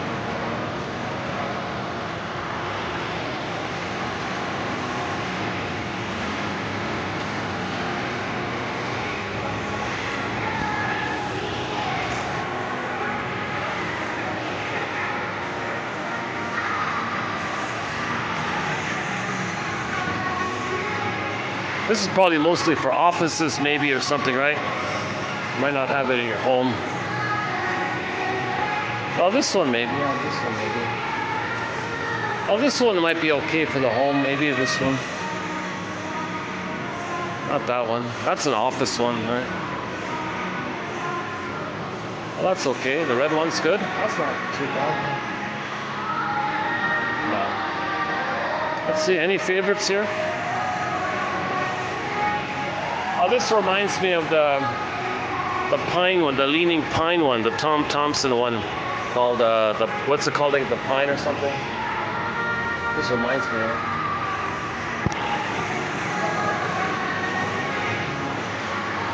Oh.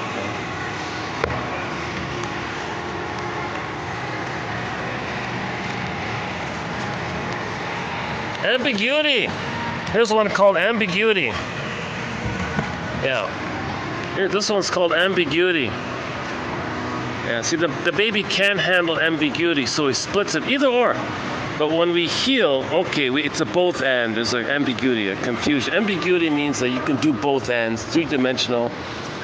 Ambiguity means you understand that everybody loves and cries for love. Everybody learns and judges, and just a broader, ambiguity means you're learning, right? And if people are judging, well, they're afraid of ambiguity. Oh, yeah, okay, Celebration. That's okay, right? Celebration. A Matter of Perspectives. Okay, not a bad title. All right, yeah.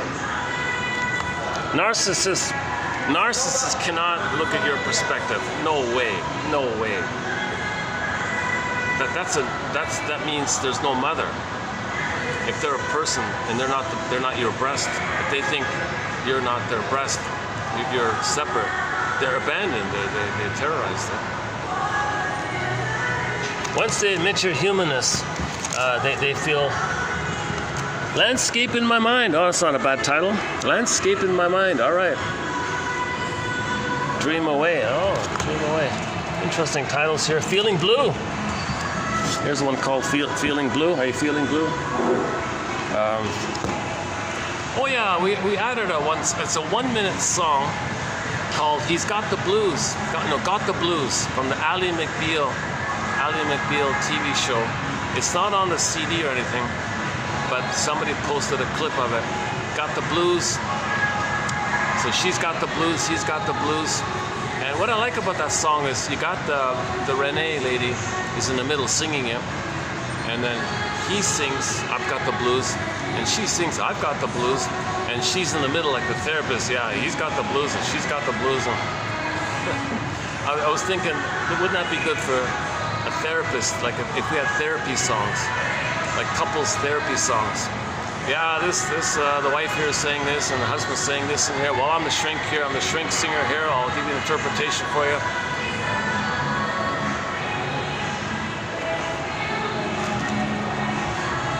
To Feel Again. Oh, here's a good title. To Feel Again. Wow. Okay, that's a good title. Some good titles in here, eh? Beyond Remembrance.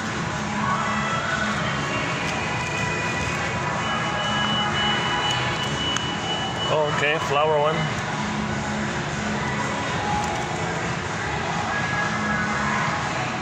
Light and shadow.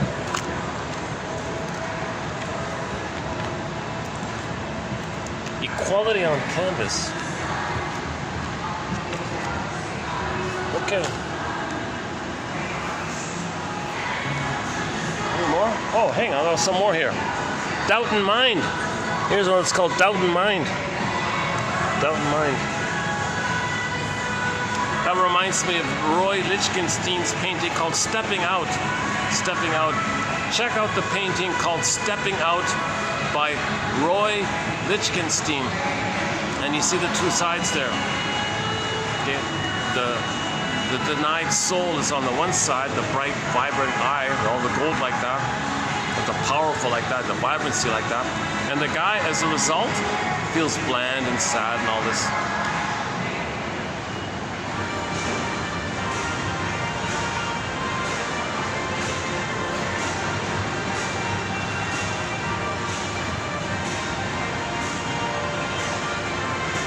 Oh, it's getting busier here.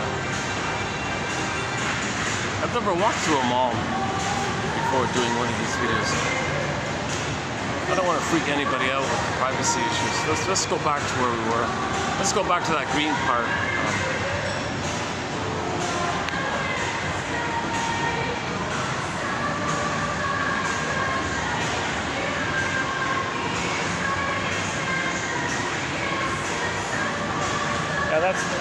Yeah, these two are good. Yeah. Those two are there, not bad, yeah.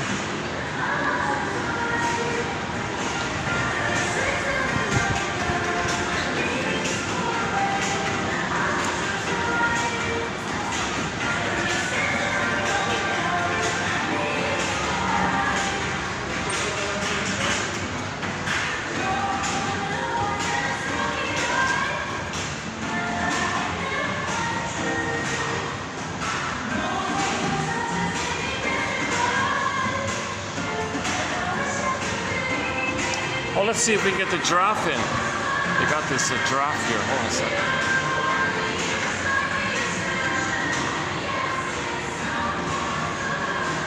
Marshall Rosenberg, the self-help author of the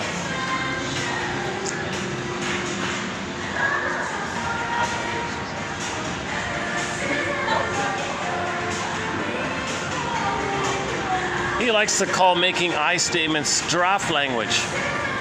The compassionate language, he uses the symbol of the giraffe because they have the biggest heart and they pump the most.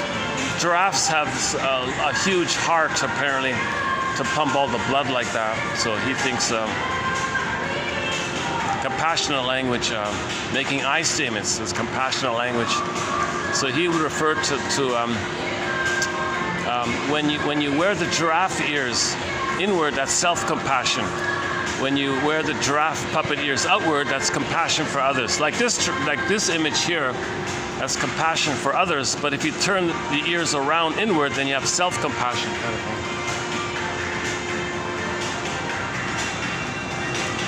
So yeah, so NVC, famous popular self-help guy.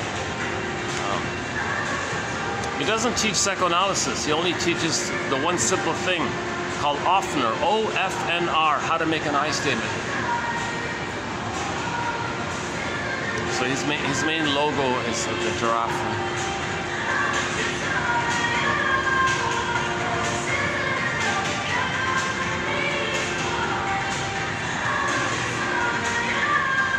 What is today? Oh, you know why it's not busy? Because they were predicting floods, like today or tomorrow, yesterday, today, tomorrow. They think there might be floods here. So I think maybe some people are not coming on. What is today? Wednesday? What is it? Let's see. Oh, what's the 86%? It's still 86%. Eh? What day is it? Today's Wednesday. Wednesday, okay.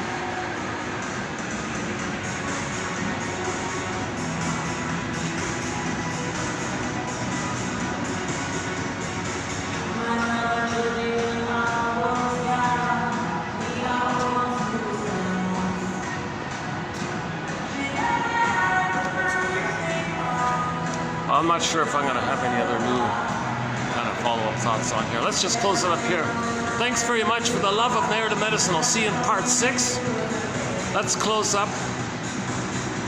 Musically speaking wise, let's close up with, yesterday we closed up with Street Heart, right? A song called Star. We have 2 Star songs on our soundtrack. The one by Street Heart, and another Star song by Nazareth by Dan McCafferty. That's a good one as well. Dan McCafferty has a song called Enough Love. The live one is good. Enough Love. That's not bad. Okay, hell with it. Let's just close with Oma Wumi. Oma Wumi, a Nigerian typical pop diva singer named Oma, written as one word, O-M-A-W-U, M as in Mary, I. It's very hard to find it on YouTube. You gotta type in O-M-A-W-U-M-I, Oma Wumi. The song is The Boss is Coming? When the Boss is Coming? Something about the boss, I forgot already. And it's off her album called Lasso of Truth. She's a big fan of Wonder Woman, right? The Lasso of Truth. It's a fun, kind of like what you're hearing here, a fun, upbeat, techno-thumping song. It's a real energizing, fun song to end up a video on. So let's close up with Oma Wumi's song, When the Boss is Coming. And I'll see you in part 6. Thanks very much. Your mission, you have it already, if you chose it.